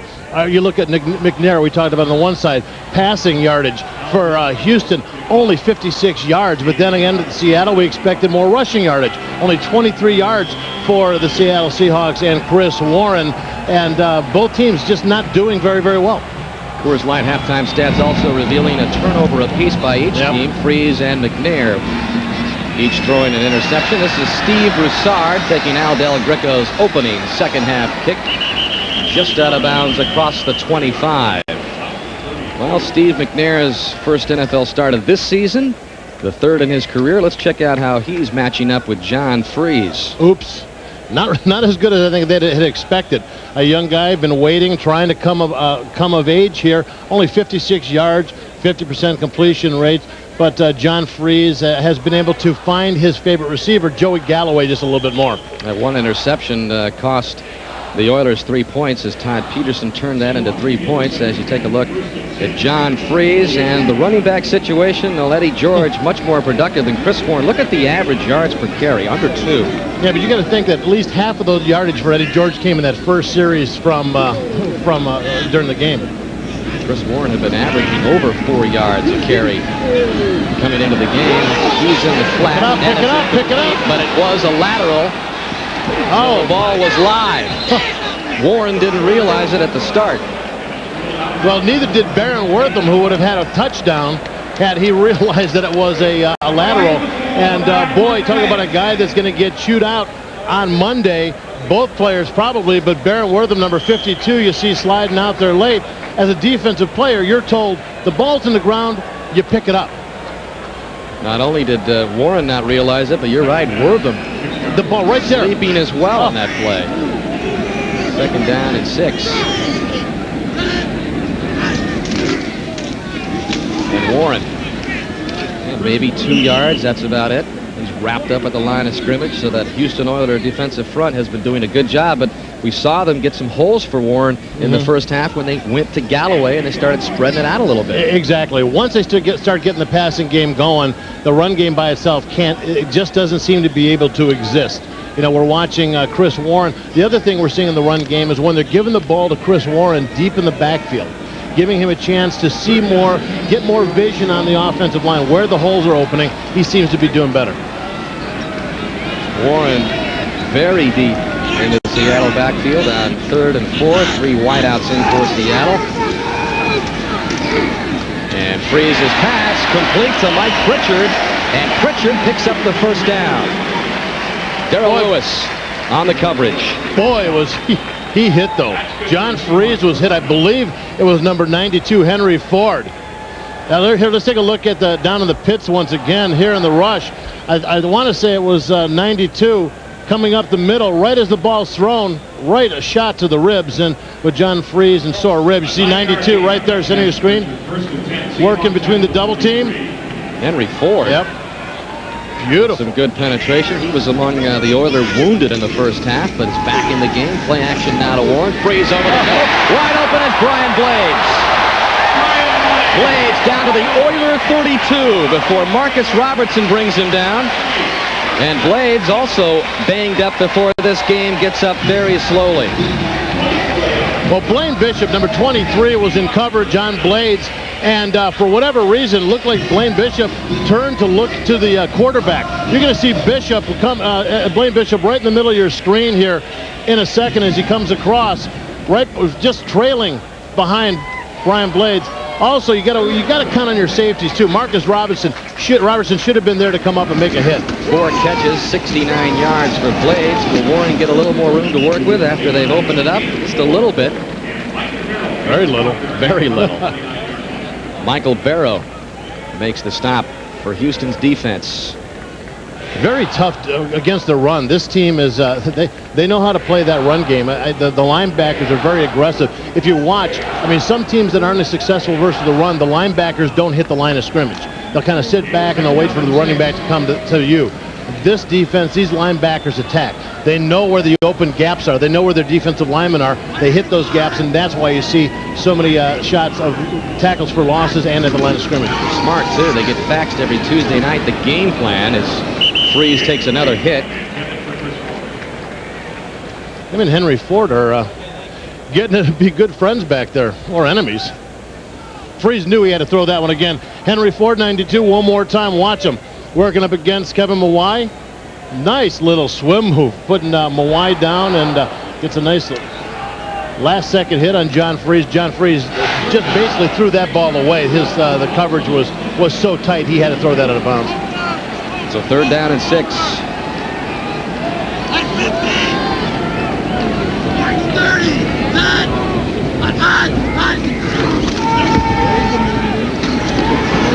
Freeze over the middle, incomplete. He wanted Ricky Prohl, and Prohl took a shot by Marcus Robertson. Well, wherever Marcus Robertson was, if he wasn't there for that Brian Blades catch, he was certainly there to make the play on Ricky Prohl. So that'll bring up 4th down and 6, and Todd Peterson is setting up for what would be a 47-yard field goal. That is the longest field goal he has this season. Well, we'd like to find out about their success in red zone, but they're not making it to the red zone.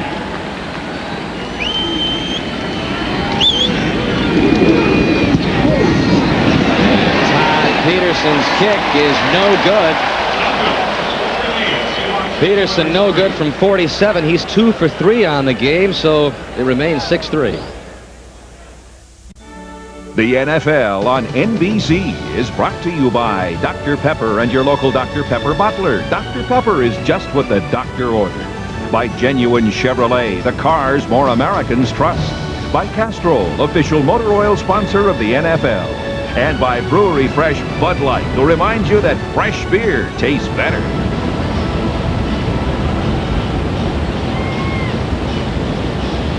Beautiful area in the Northwest, the great Northwest, and indoors.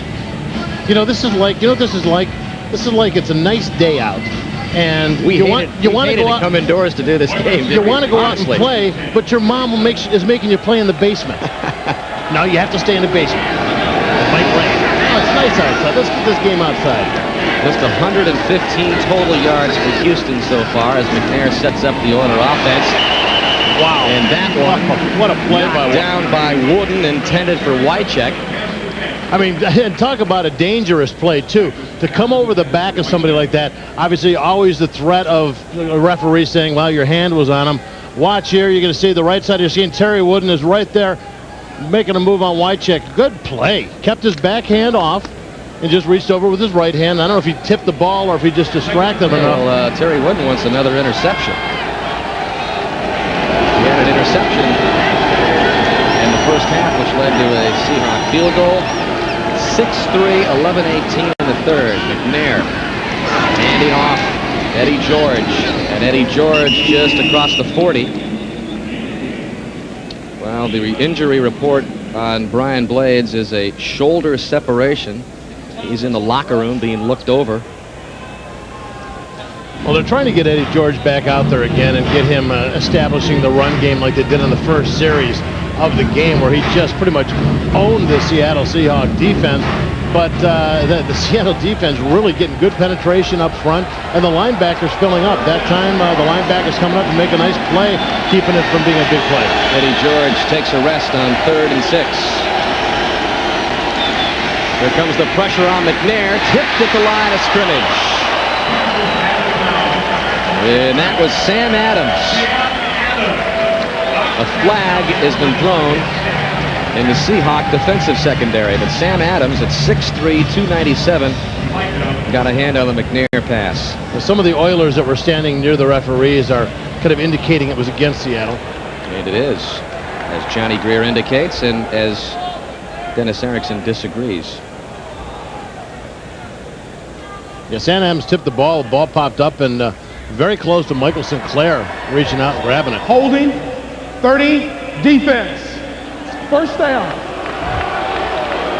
Costly penalty on Corey Harris, and that gives the Oilers a first down at the 42.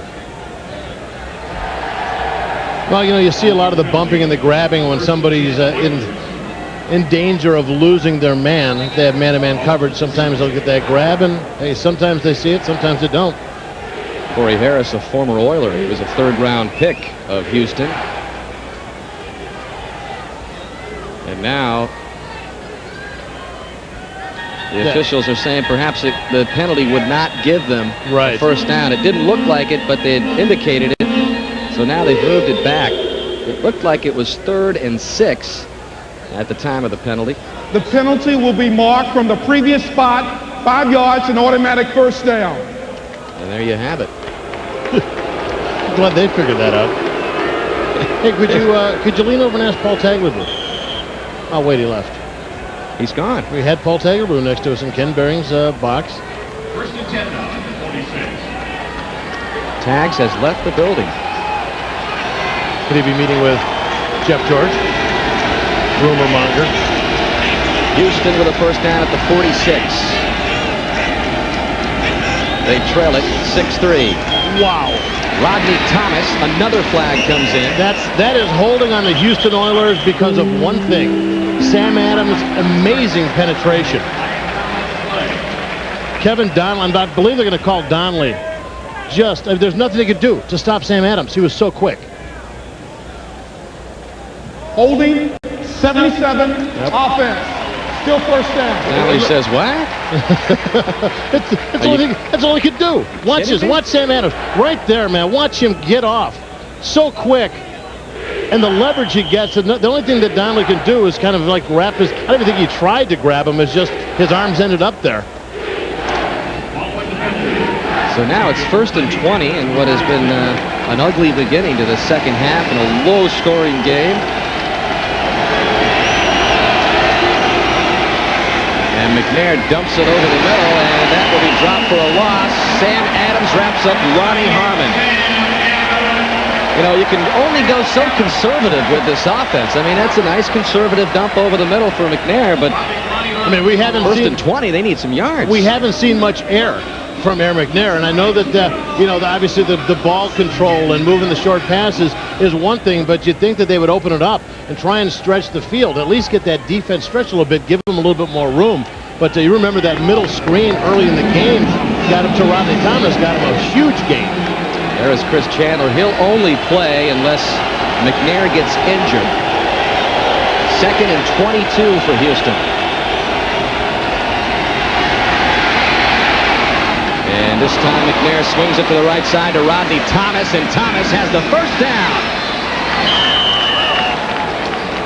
Carlton Gray finally brought Thomas down, but it's a big gain for Rodney Thomas, the backup to Eddie George. Well, somebody blew a coverage there. Watch here, coming across the field, you're seeing the linebackers both jumping the same crossing receiver. I don't know if it was Winston Moss or number 30, Corey Harris, who both initially had gone with the crossing receiver.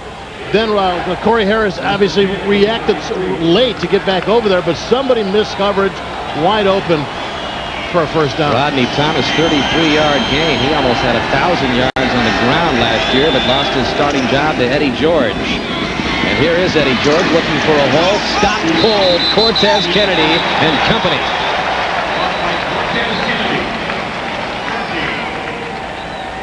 Man, can you talk about a wall?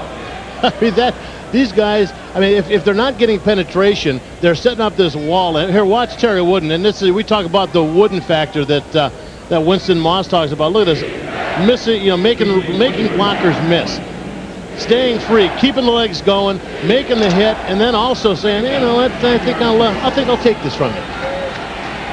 Impressive Seahawk defense. I mean, this guy can cover, rush, play the run. Quick drop by McNair. And it's complete to Rod Lewis. Carlton Gray delivers a hit.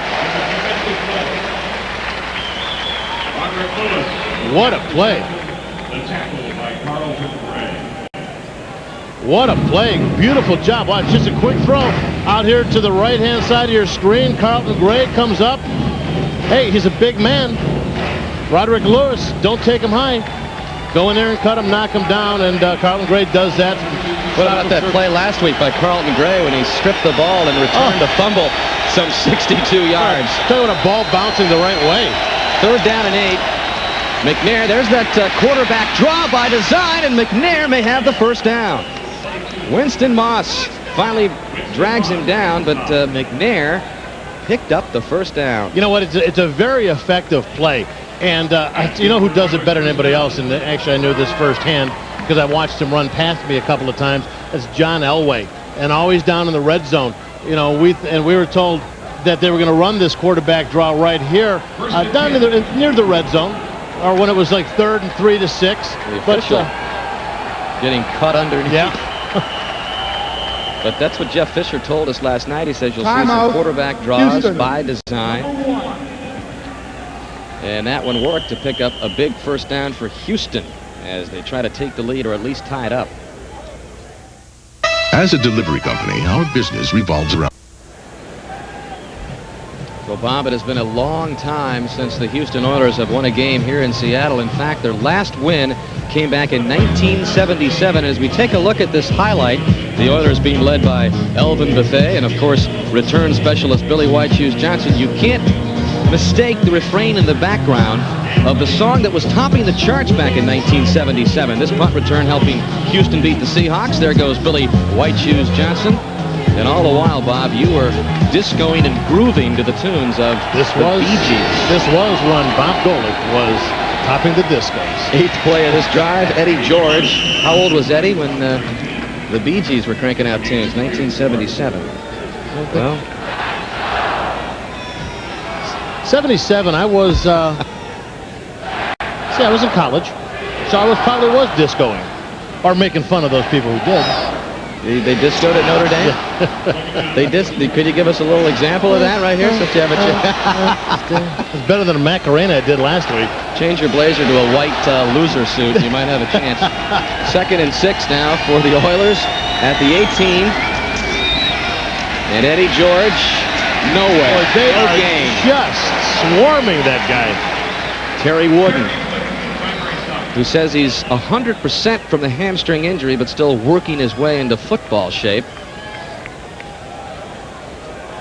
You know, this is like this. I mean, they're getting good support from the secondary, also linebackers. But also look at this. Look at Eddie George by quarter here.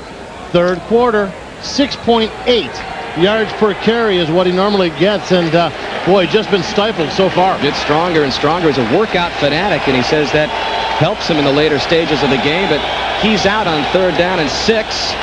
Seahawk defensive front all over McNair again. That one incomplete. Wow. Incomplete to Russell. Corey Harris with another fine defensive play for Seattle. Corey Harris, beautiful play by him. Also, blitz coming up the middle from Winston Moss. I think Steve McNair a little anxious to get rid of the ball. Watch him working up here.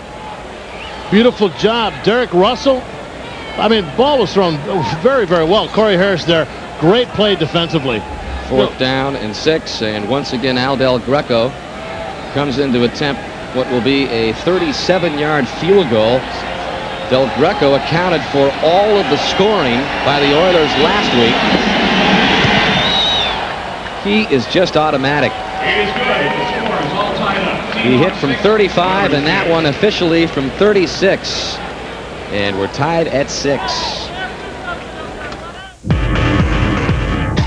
This is the NFL on NBC. Welcome back to Seattle. Dan Hicks with Bob Golick. And Bob, we have not seen any offense except for maybe Eddie George, who has a total of 60 yards now, and his breakdown rushing yards by quarter. Yeah, but look at that, 9 in the 3rd. And normally he comes up big in the 3rd quarter. Steve Broussard brings it out for Seattle right up the middle, and he's hit at the 24-yard line. And that is Shedrick Wilson who makes the special teams tackle.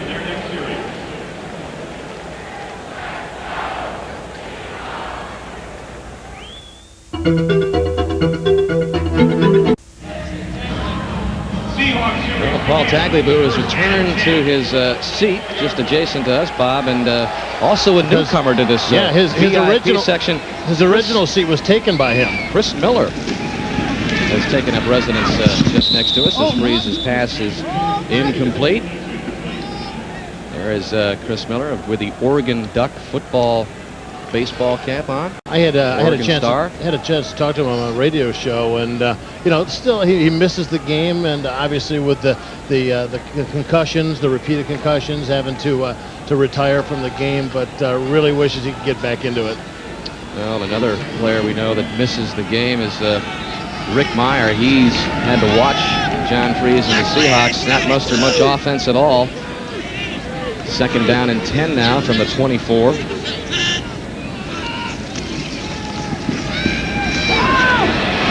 Freeze going deep downfield. Mike Pritchard, did he make the catch? Unbelievable. It looks like they're going to call him down at the 32, though.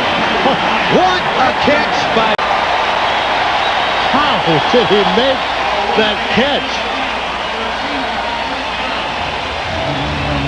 Well, let's see. He's working up against Darrell Lewis, number 29.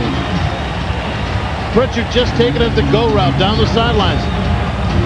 Contact by Lewis, and look at that rack! Oh! That is unbelievable. Not just one of the best this season, the best and one of the best in years. I mean, Darrell Lewis literally took one arm away from him and said, "Catch this with one arm tied behind my back." Good for 44 yards. And there's a spark of life in the Seahawk offense as Warren gets the call. What a catch by Pritchard. Former Falcon there for 3 years, a Bronco for 2 years. Had some injury problems in Denver, landed here in Seattle as a free agent after he was waived by the Broncos. You know, that's one of the things about this team coming into the game and talking about it. You look at the situation, you look at the talent.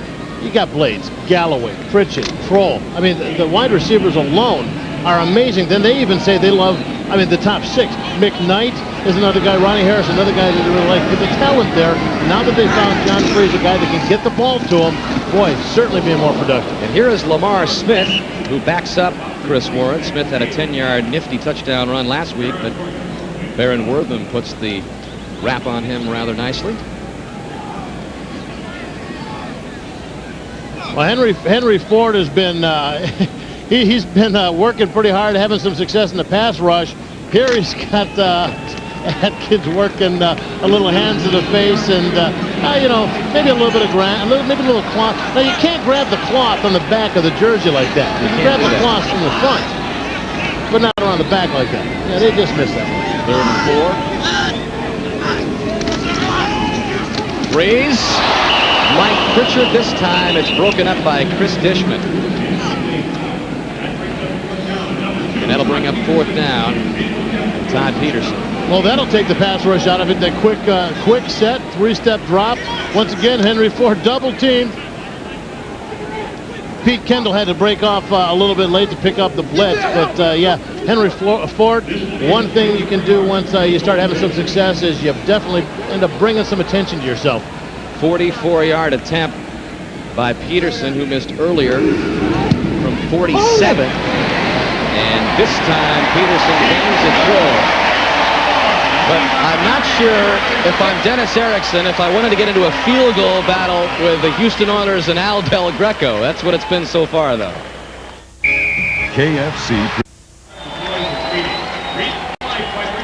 Seattle with a 9-6 lead, just behind Rick Myers. Mike Pritchard, even Rick Meyer, he probably had a pretty good view of that on the sidelines.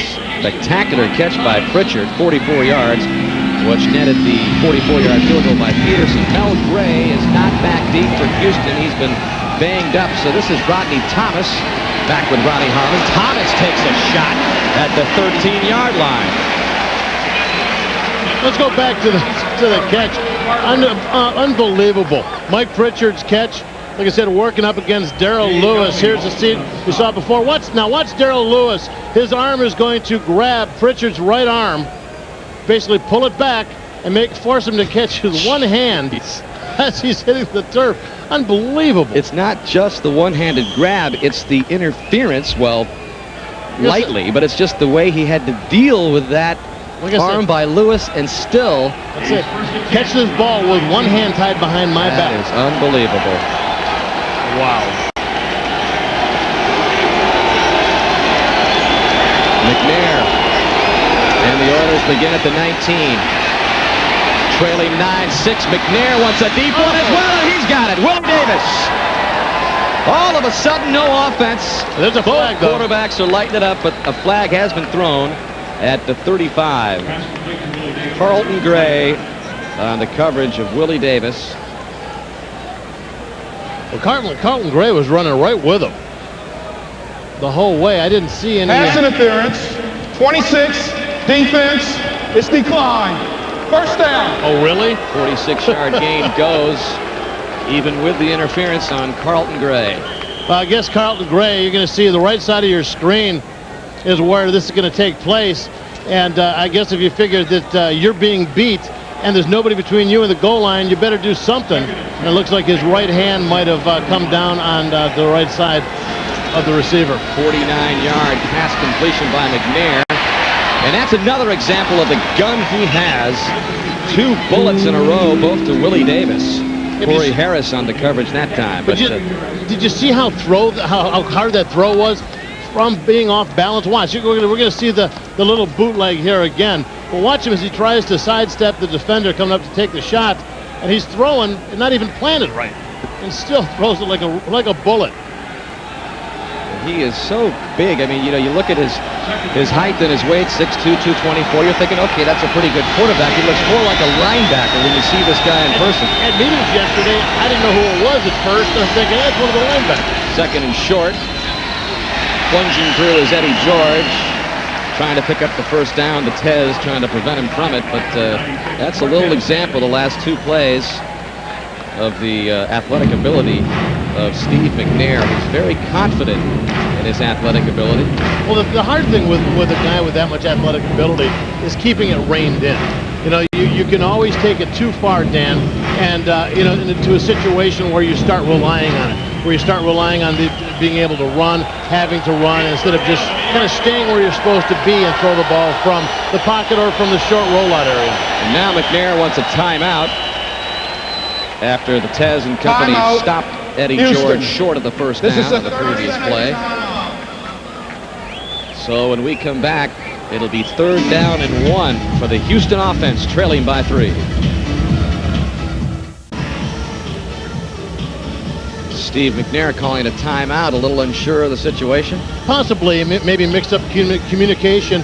Hey, face it, I mean, here's an opportunity to open this game up, to take the win. They're down, getting near the red zone. He wants to make sure everybody's hitting on the same page so they can get the, what would be touchdown here. Just one timeout left now for Houston as they had to use that one up. Sinclair chasing McNair, trying to dive for the first down. It'll depend on where they spot it.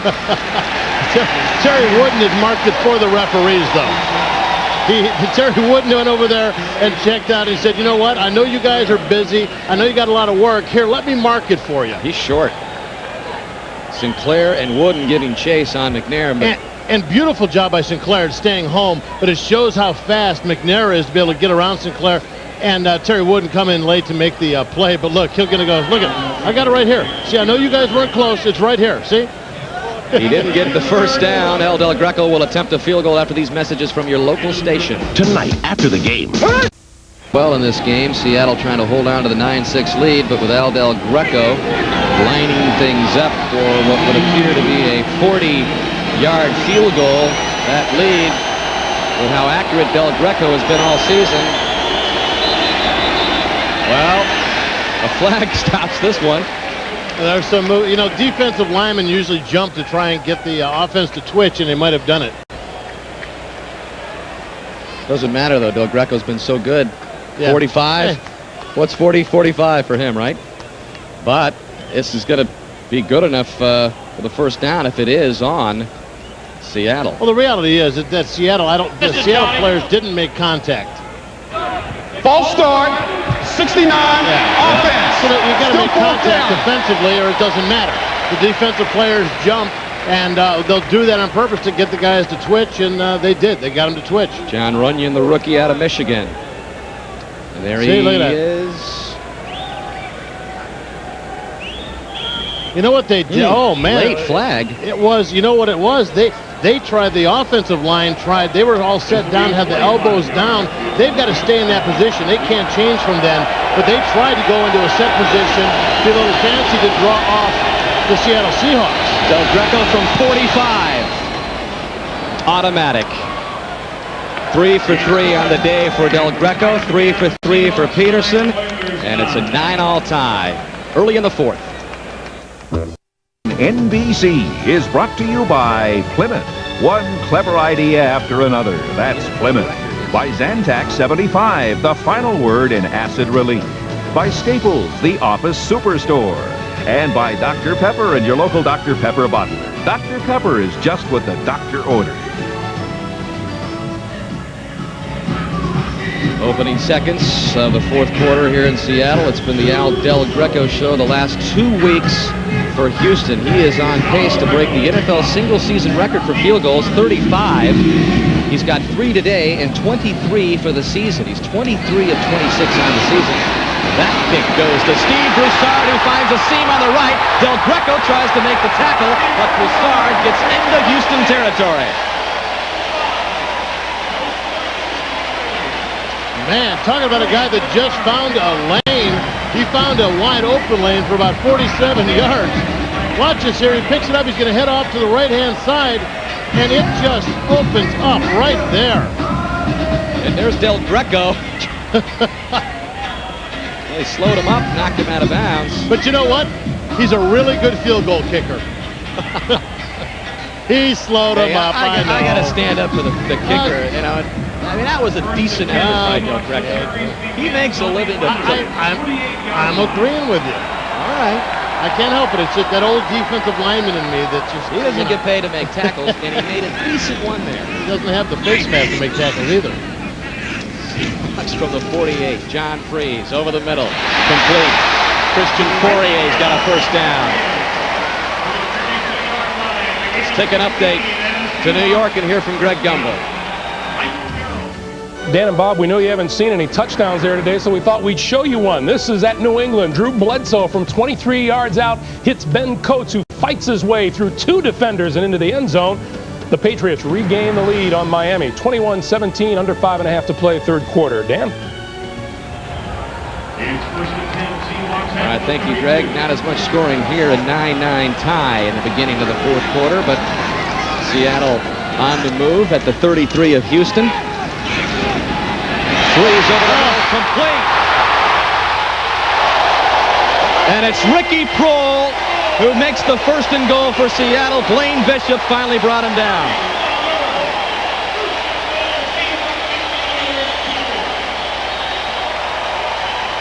And it looked like Blaine Bishop. Hey, look, you got Ricky Proehl working out of the slot formation. Starts to make it to the break to the outside. Cuts it inside. You cannot put your middle linebacker on a wide receiver. Number 52, Baron Wortham. Man-to-man coverage. Very first catch of the game for Ricky Proehl. Good for 30 yards. Talk about forcing defense, forcing mismatches. Number 3. Timeout on the field. 9-9 with Seattle on the march. The copiers broke. Only scoring so far 6 field goals. But with a 30-yard reception by Ricky Proehl, working out of the slot from the right side, that has put the Seahawks within good reach of scoring the game's first touchdown with 13:23 left. And remember, we're talking about a Houston defense that is ranked number 2 versus the run. So they've got a definite advantage down here in the red zone. Lamar Smith is in the backfield for Seattle. Chris Warren is injured. In fact, has been taken in for x-rays. So Lamar Smith upended by Blaine Bishop. Blaine Bishop made the saving tackle on Ricky Proehl to get him down to this part. But watch here, Blaine Bishop with a blitz, just attacking. Nobody even blocks him. They brought a couple guys on the inside, which distracted the offensive lineman. Blaine Bishop totally unabated all the way to the running back. He'll play 3-4 different positions. He'll line up as a linebacker, weak side, deep safety, nickel, corner. He's everywhere. And comes up with a big play there. 2nd and goal now from the 5. No gain. Breeze looking to the end zone with plenty of time and incomplete. Good coverage by the Oilers. He wanted Proehl, but Proehl well covered. I think he thought that Ricky Proehl was going to break to the outside. Proehl breaks inside, and that's something that these guys are going to have to start establishing. When you get in a situation where the route is done, you've run the route. You've run the route, and now you've got to like ad lib. Now watch, you're going to see Freeze starting to point. He thinks that Proehl's going to move to the outside. Proehl breaks it to the inside, and thus about 10 yards difference in where the ball and the receiver were. Third and goal. Remember, the Seahawks working without Warren. So there's the backup, Lamar Smith, and he can't get going, and that'll bring up 4th down. And the boos from the fans who have not seen much offense at all. Well, you know, before we started this series, I told you this is one of the top, and I tell you what, the way they're going today, this may be the top rushing defense in the AFC after this game if they keep it up. Shutting it down, forcing Freeze to throw in an area where there's not much room, and now, of course, you got to go for the points since these are the only points that have been put up on the scoreboard all day. So this is a chip shot of 23 yards for Peterson. And that one is wide to the right. Oh, man.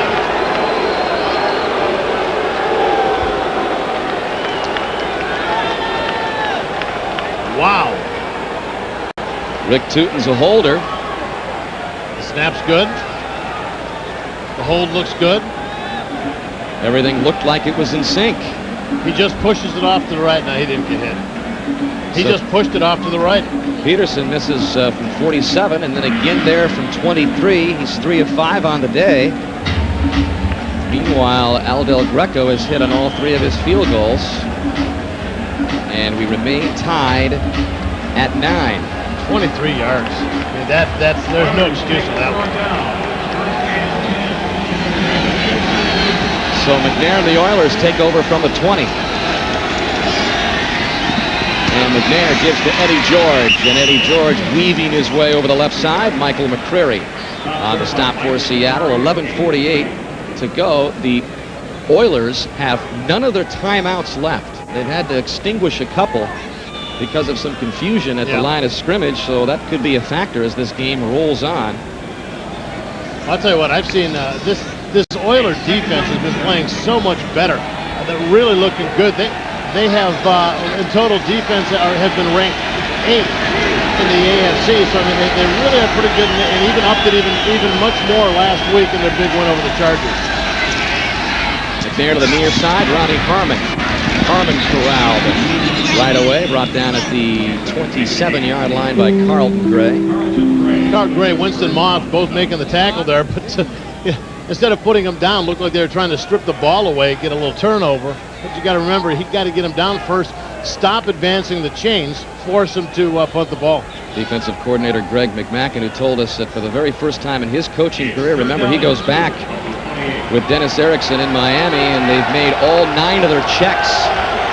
And the defensive card that he keeps, a rarity, and you consider that he coached the top-ranked defense in the country at Miami and wrapped up as Harmon. Cortez Kennedy met him, and the Seattle defense again sends a message. Cortez Kennedy, amazing penetration. Hits Ronnie Harmon, and Harmon doesn't want to go down, but Cortez like, hey, I'm working too hard at this. You are going down. Great penetration, great work. Hey, you got to give to the defenses.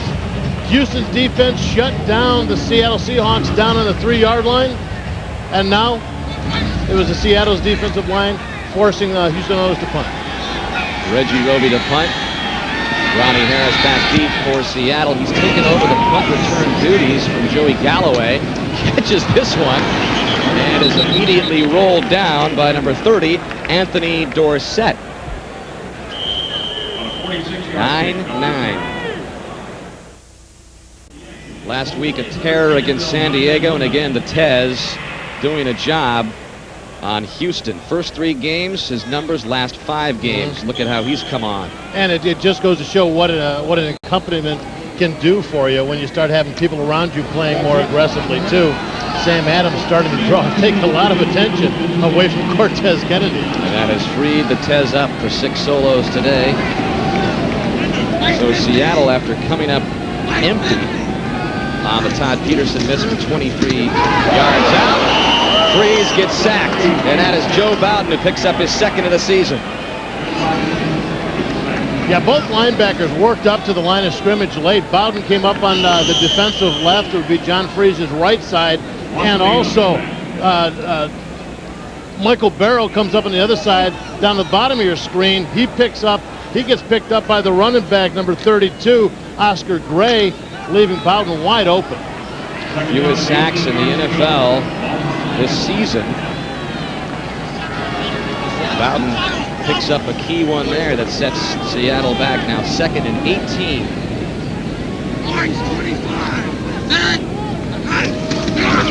Roll in motion.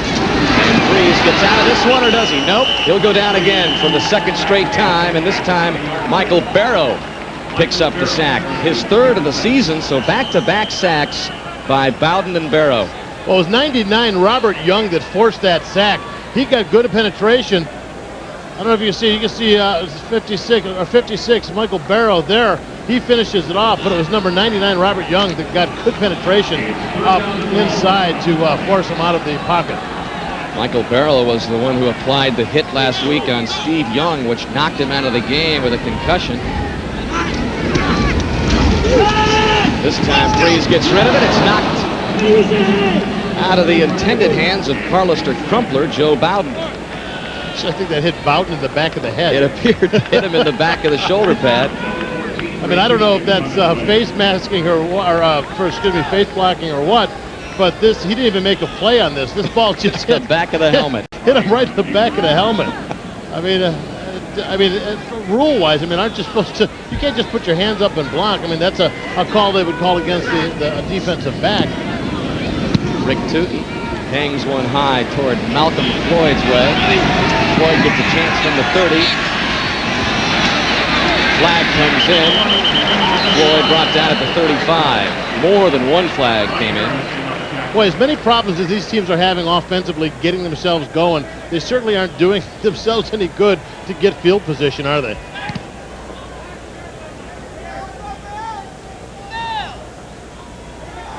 I mean, There is no infraction on the play. The block was from the side. For no infraction on the play, there were some flags flying in there from all directions.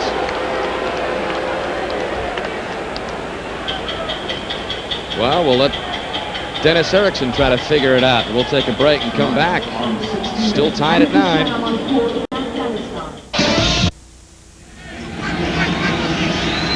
Houston's offense, 7.5 quarters without a touchdown, sets up at the 35. 7.5 quarters spanning the last 2 games. And McNair goes to the air on first down, and wide open into Seattle territory is Chris Sanders, who gets loose, and they're not going to catch him. He's in. Oh, 65 yards.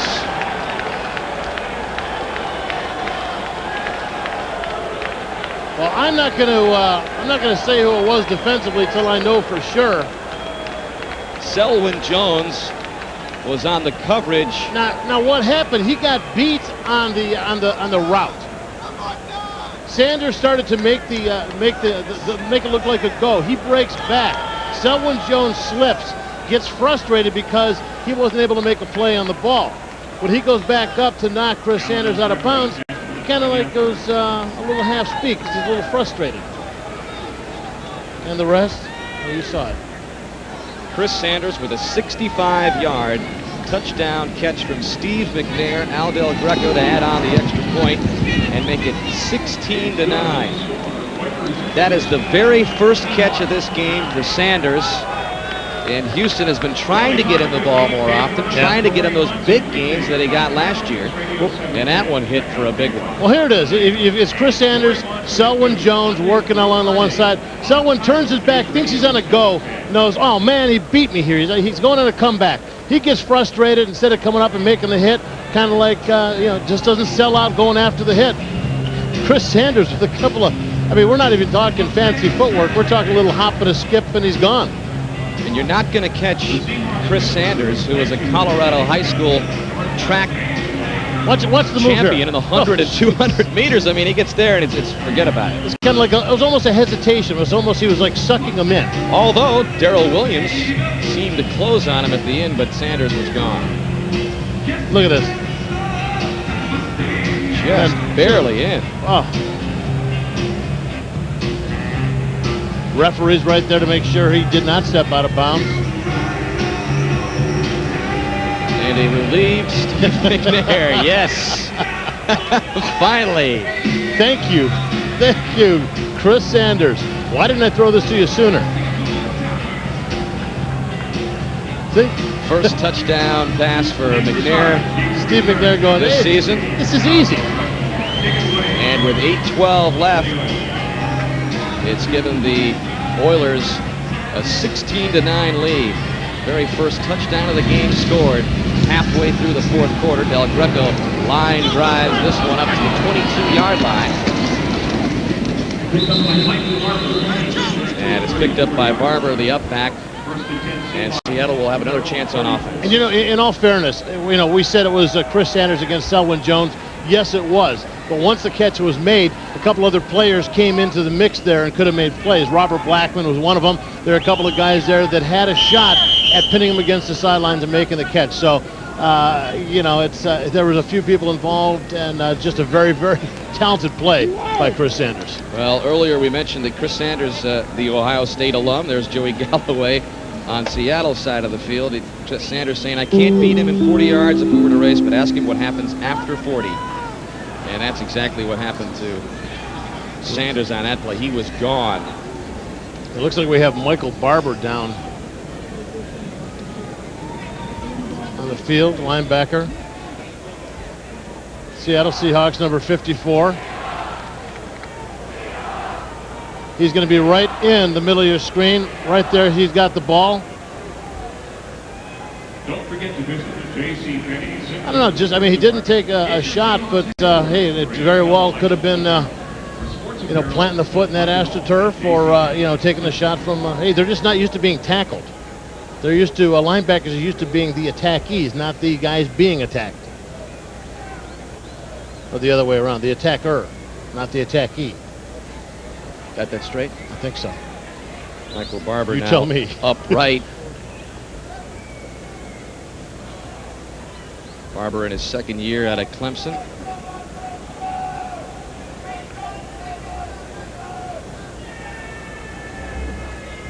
Well, Dennis Erickson picked up his first home win, Bob, in 10 months last week when they beat the Chargers. Good news, Barber is up. But now Erickson finds himself a touchdown down to the Houston Oilers after the big hit to Chris Sanders. And that is Brian Blades. We mentioned the separated left shoulder, so Blades is out. Warren is also, we haven't seen him on the sidelines. He's been out with an injured ankle. I mean, Blades had the rib thing going to begin with, then ends up with a separated shoulder. Chris Warren goes in. He's getting his ankle work done. So that is what faces Seattle here without Warren and without Blades. John Freeze at the 34. And that pass is caught by Mike Pritchard. Short of the first down, but across the 40. Darrell Lewis on the coverage. Clock continuing to roll. 7:48 left in the fourth quarter. Yeah, I mean, that's a tough play. You got to face it. I mean, that's a tough pass to defense. You know, the guy, it's a little slants, kind of get in there. You get your body between the defender and the quarterback. All you're going to do is try to hit the receiver hard enough to jar the ball loose.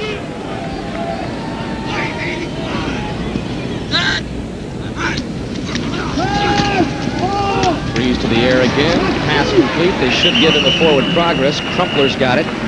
Blaine Bishop on the stop. And Seattle picks up the first down. Well, they've got 7 minutes. They've got over 7 minutes. There's no need to start throwing the ball long and trying to get everything all at one time. Take your time, use the tools you have, but remember, you do have Joey Galloway, and the man is a force to be reckoned with. Hey, they got Chris Sanders. You pull out your Ohio State card, and you throw Galloway deep. Galloway is wide left, the near side.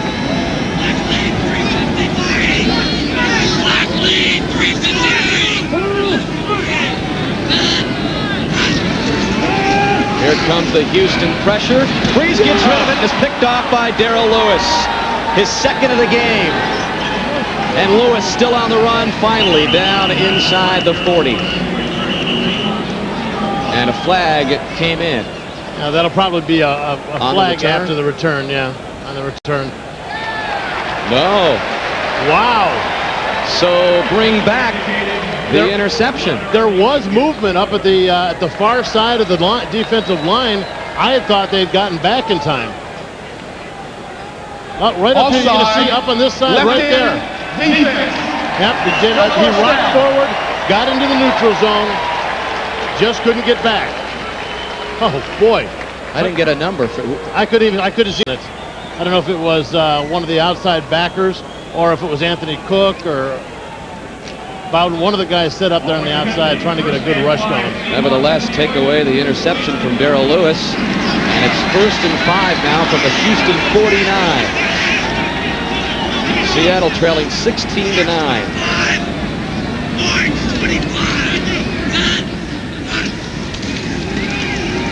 Freeze going to the air on virtually every play now. He's got Joey Galloway. Galloway should have the first down. Darrell Lewis corralled him. Seahawks have all 3 of their timeouts left. The Oilers have none. Well, in the matchup between Darrell Lewis and Joey Galloway, I mean, Joey Galloway has been pretty much getting the best of them except for the interception there, which was a bad communication between Freeze and Galloway. Galloway breaks to the sideline. I think John Freeze expected him to break to the middle. Those are right to Darrell, right into Darrell Lewis's hands.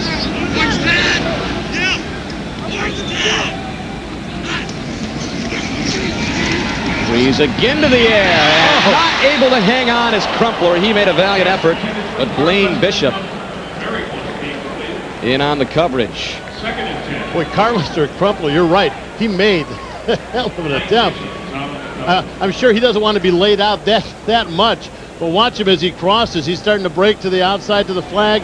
Now the throw is a little bit inside, so he's just got to totally lay out. Ball right there, but good play coming up to make the hit. Number 23, Blaine Bishop, to make sure that ball stays loose. Second down and 10 at the 40 of the Oilers. Freeze with a quick drop again. And making the catch was Kroll, but he was hit by Bishop, and now they're saying it's incomplete. It appeared he had the football, but the officials rule it incomplete. Well, you think Blaine Bishop's worked up? Now you're up. Can you get any closer? Oh, boy. It appeared he had possession. It looked like he had possession of the ball. Blaine Bishop for the pass defense. And now Kroll is down for Seattle. Not sure that, I mean, the ball, he had it kind of like in the little crook of his elbow. I don't know if it was, if he had total control of it and played Bishop. He's at a whole new level right now. Pro Bowler last year, Blaine Bishop. Bow-legged, 5'9", product out of Ball State. Glad you said that. He's got a great work ethic. Jeff Fisher says Blaine Bishop is the first in, first out. He gets in about 7 o'clock in the morning and stays out practicing, watching film till 7 o'clock at night. And he went to his Pro Bowl for the very first time last year, and well-deserved for Bishop. Another look at the hit by Bishop on Kroll as Kroll walks off. Let's make the definitive call here. There he is. The motion comes across. Does he have it? I thought he had it. Thought he had it. Thought he had it. But the umpire right there to make the call, Jim Quirk. I'll tell you what, as a player, hits like that, you get so fired up about it. You could care less if the ball went to Mars. If it was a touchdown, what happened? You just know you just stoned somebody. 3rd and 10 now. Freeze is 21 of 35 for 281 yards and 1 interception. And without Warren, he's been going to the air all series long. Joey Galloway trying to get loose, but he stopped at the 35, and that'll bring up 4th down. Jackson and Robinson in there on the stop. Well, the crowd is pleading, I don't know, either for Peterson to go for the field goal or Erickson to go for it on 4th down. We're talking what, a 51, 52-yard field goal. I don't think there's a decision here to be made. Peterson's never made one past 50 yards. And so here they go. And he's not going to make it here today. On 4th and 4, they're going for it.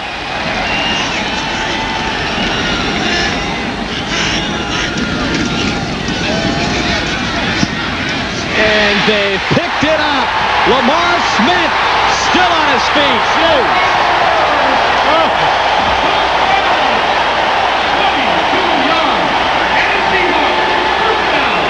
Smith in for the injured Chris Warren. Picks up a key first down for Seattle. And you know what? I'm gonna say this. I mean, first of all, Lamar Smith, watch him. What a catch and a run. But watch also number 52 right there at center. These guys don't get much notoriety, but watch him go downfield. He's going down to get somebody, find somebody else to hit.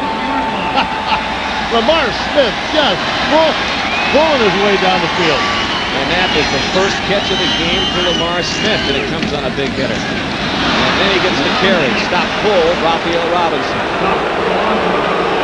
Crowd didn't like that call, Bob.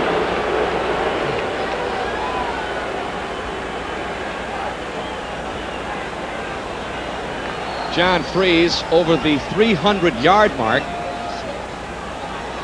Rick Meyer never accomplished 300-plus passing yards. The last guy to do it was Dave Craig for the Seahawks.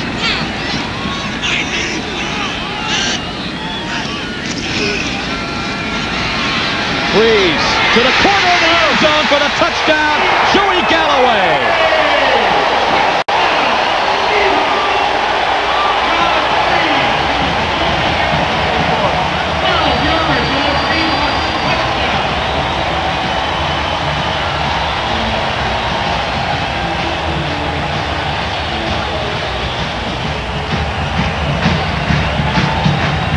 So Chris Sanders scores, the alumnus from Ohio State, and Joey Galloway says, I'll do the same thing, and a chance to tie it up.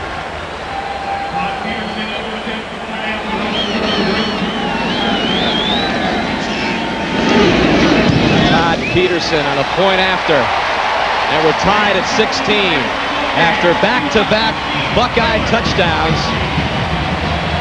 Chris Sanders from 65 yards, and then Joey Galloway with his own from 14.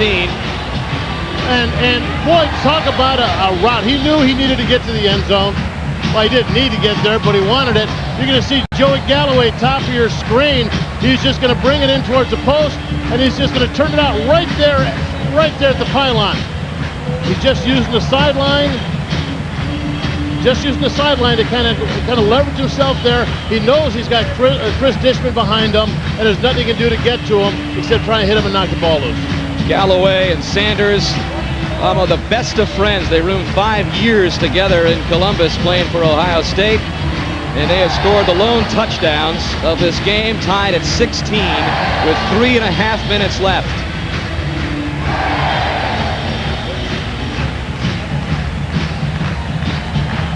Well, it's come down to the quarterbacks, and like you said, look at those numbers. 8 receptions, 94 yards, another good day for Joey Galloway, who last week only had, against the Chargers, in their big win against the Chargers, only 1 catch for 18 yards. Ronnie Harmon and Rodney Thomas back deep to receive the kick from Peterson, and we'll get a chance to see what Steve McNair can do in a pressurized situation when he has to move his team for a potential victory. Peterson gets into this one. That's out of the end zone.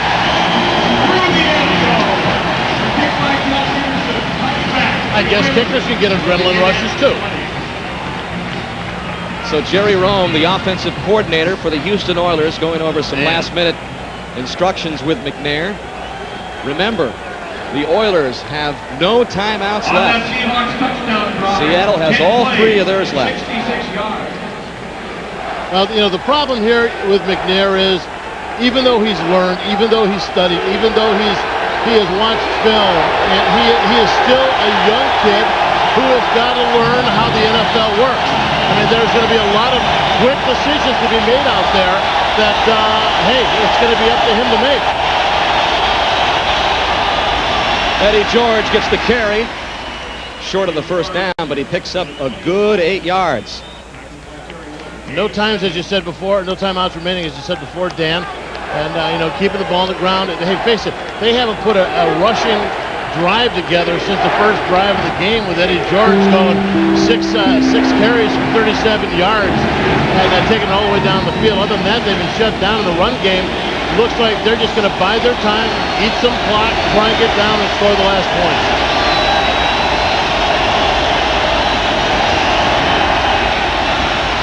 The delay to George. George has the first down. Terry Wooden makes the stop. Clock continues to roll. 2:38 left. Not only does McNair have to deal with no timeouts, he has to deal with the dome crowd here in Seattle ringing in his ears. Eddie George showing some good explosiveness. You know, he seemed like he'd been bottled up for a while there in the second and the third quarter. Didn't really have a chance to explode towards the hole.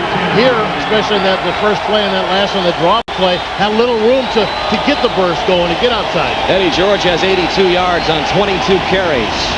McNair fakes it to him, rolls right, complete. Robert Blackman on Derek Russell. Oh, jeez. The bad news is they still gained 9.5 yards.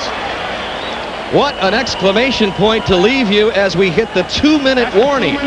Blackman on Russell in a tie game at 16.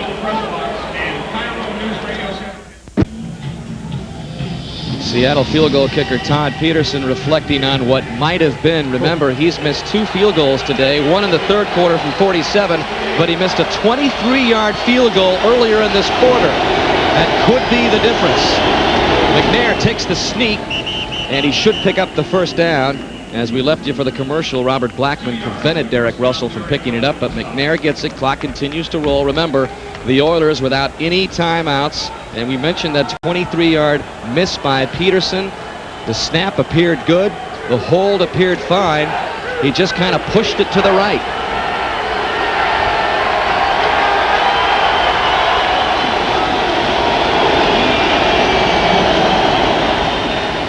And this is Ronnie Harmon. Harmon makes a move inside the 30. Oh, come on, guys. This is no time. No time to stop hustling. And there has been the most successful field goal kicker this season, Al Del Greco on the sidelines, who has made 3 straight field goals today, 23 of 26 on the season. His only misses all season long, Bob, have been from 55, 51, and 47.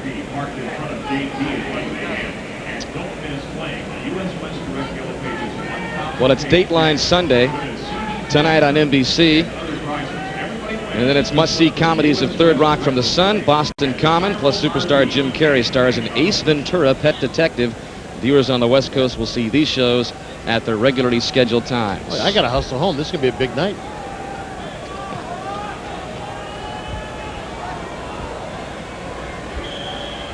Well, good run by Houston. Nice cutout and take it to the outside and cut it back. If it wasn't for, I'll tell you what. You can see it on the face of Todd Peterson thinking about that 23-8. Cortez Kennedy saved that one. He chased that one down 15 yards downfield. Eddie George, left side. Picks up some more good positive yardage for Houston.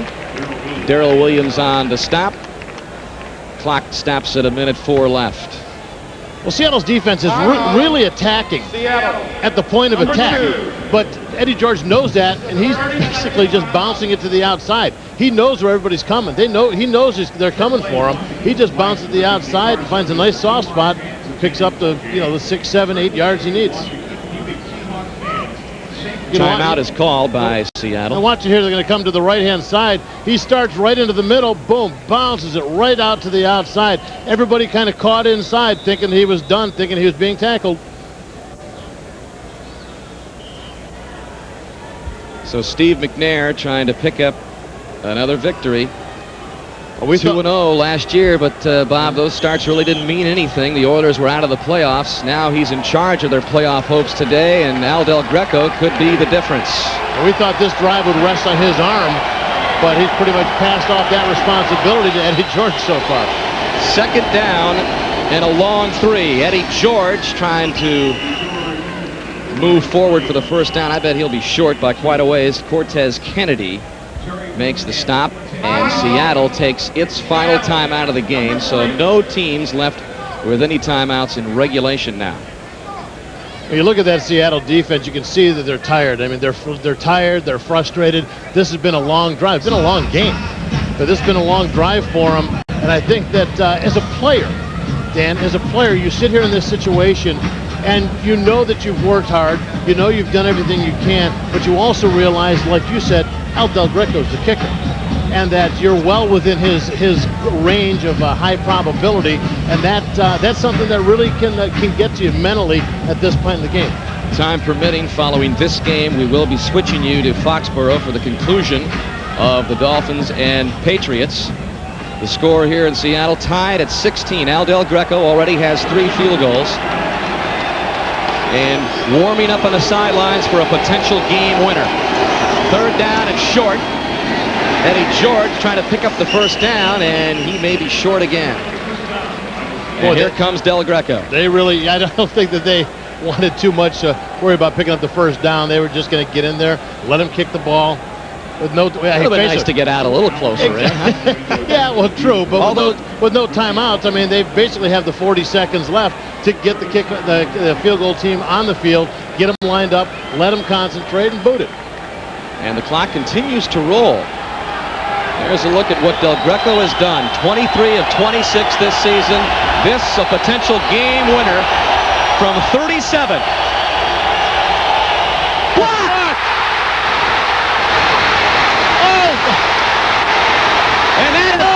Blackman going the distance. Do you believe it?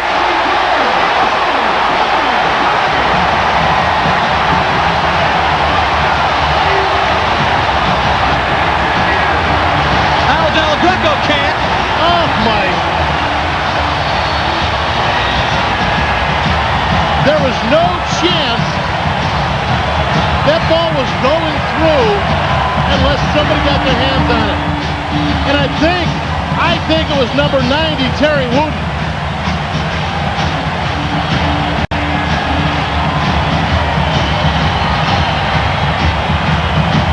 Okay, we're getting it for number 99. Michael McCrary gets through. Not only does he get through, not only does he knife through, there's 99, Michael McCrary. Not only does he knife through, block the field goal, recover the field goal. Right there. But he has the presence of mind to realize that I'm not going to make it. Robert Blackman is. Yards. Michael McCrary with a huge play on what appeared to be a game-winning automatic field goal for Del Greco. Turns into a McCrary block, and he's got McCrary lateral to Blackman for the distance. And look, he's got the ball. He's taking her home. One more time, you're going to see McCrary obviously come in to the right side of your screen. And talk about the ball bouncing the right way. They say that footballs take funny bounces, not for the Seattle Seahawks the last 2 weeks. Todd Peterson, who was watching in agony on the sidelines earlier, thinking that his 23-yard field goal would cost his team the game, sees that Blackman is going the distance and he's off the hook. I can sleep tonight. Vindication. But look, he had the presence of mind to know that he's got to go get his helmet to go kick the extra point. Good for him. In the excitement, you thought he would have maybe forgot about that. And that's what it feels like to go from what you think is going to be a loss to 4 seconds away from a victory. Have these Houston Oilers just suffered at the hands of things like this? The 1-point loss to the Kansas City Chiefs, the 1-point loss last week to the 49ers. Now let me tell you what they're going to do. They're going to take that football, give it to the equipment guy. He takes it to a special guy who can paint it up real nice and say, Michael McCrary blocked field goal for a touchdown, won the game. Line drive taken by Rodney Thomas. Time has run out, and the Seahawks pull it out of what appeared to be a Houston victory. Al Del Greco had not had a kick block since 1986 when he was with Green Bay. That's the final score here, 23-16. I'm Dan Hicks saying so long from Seattle.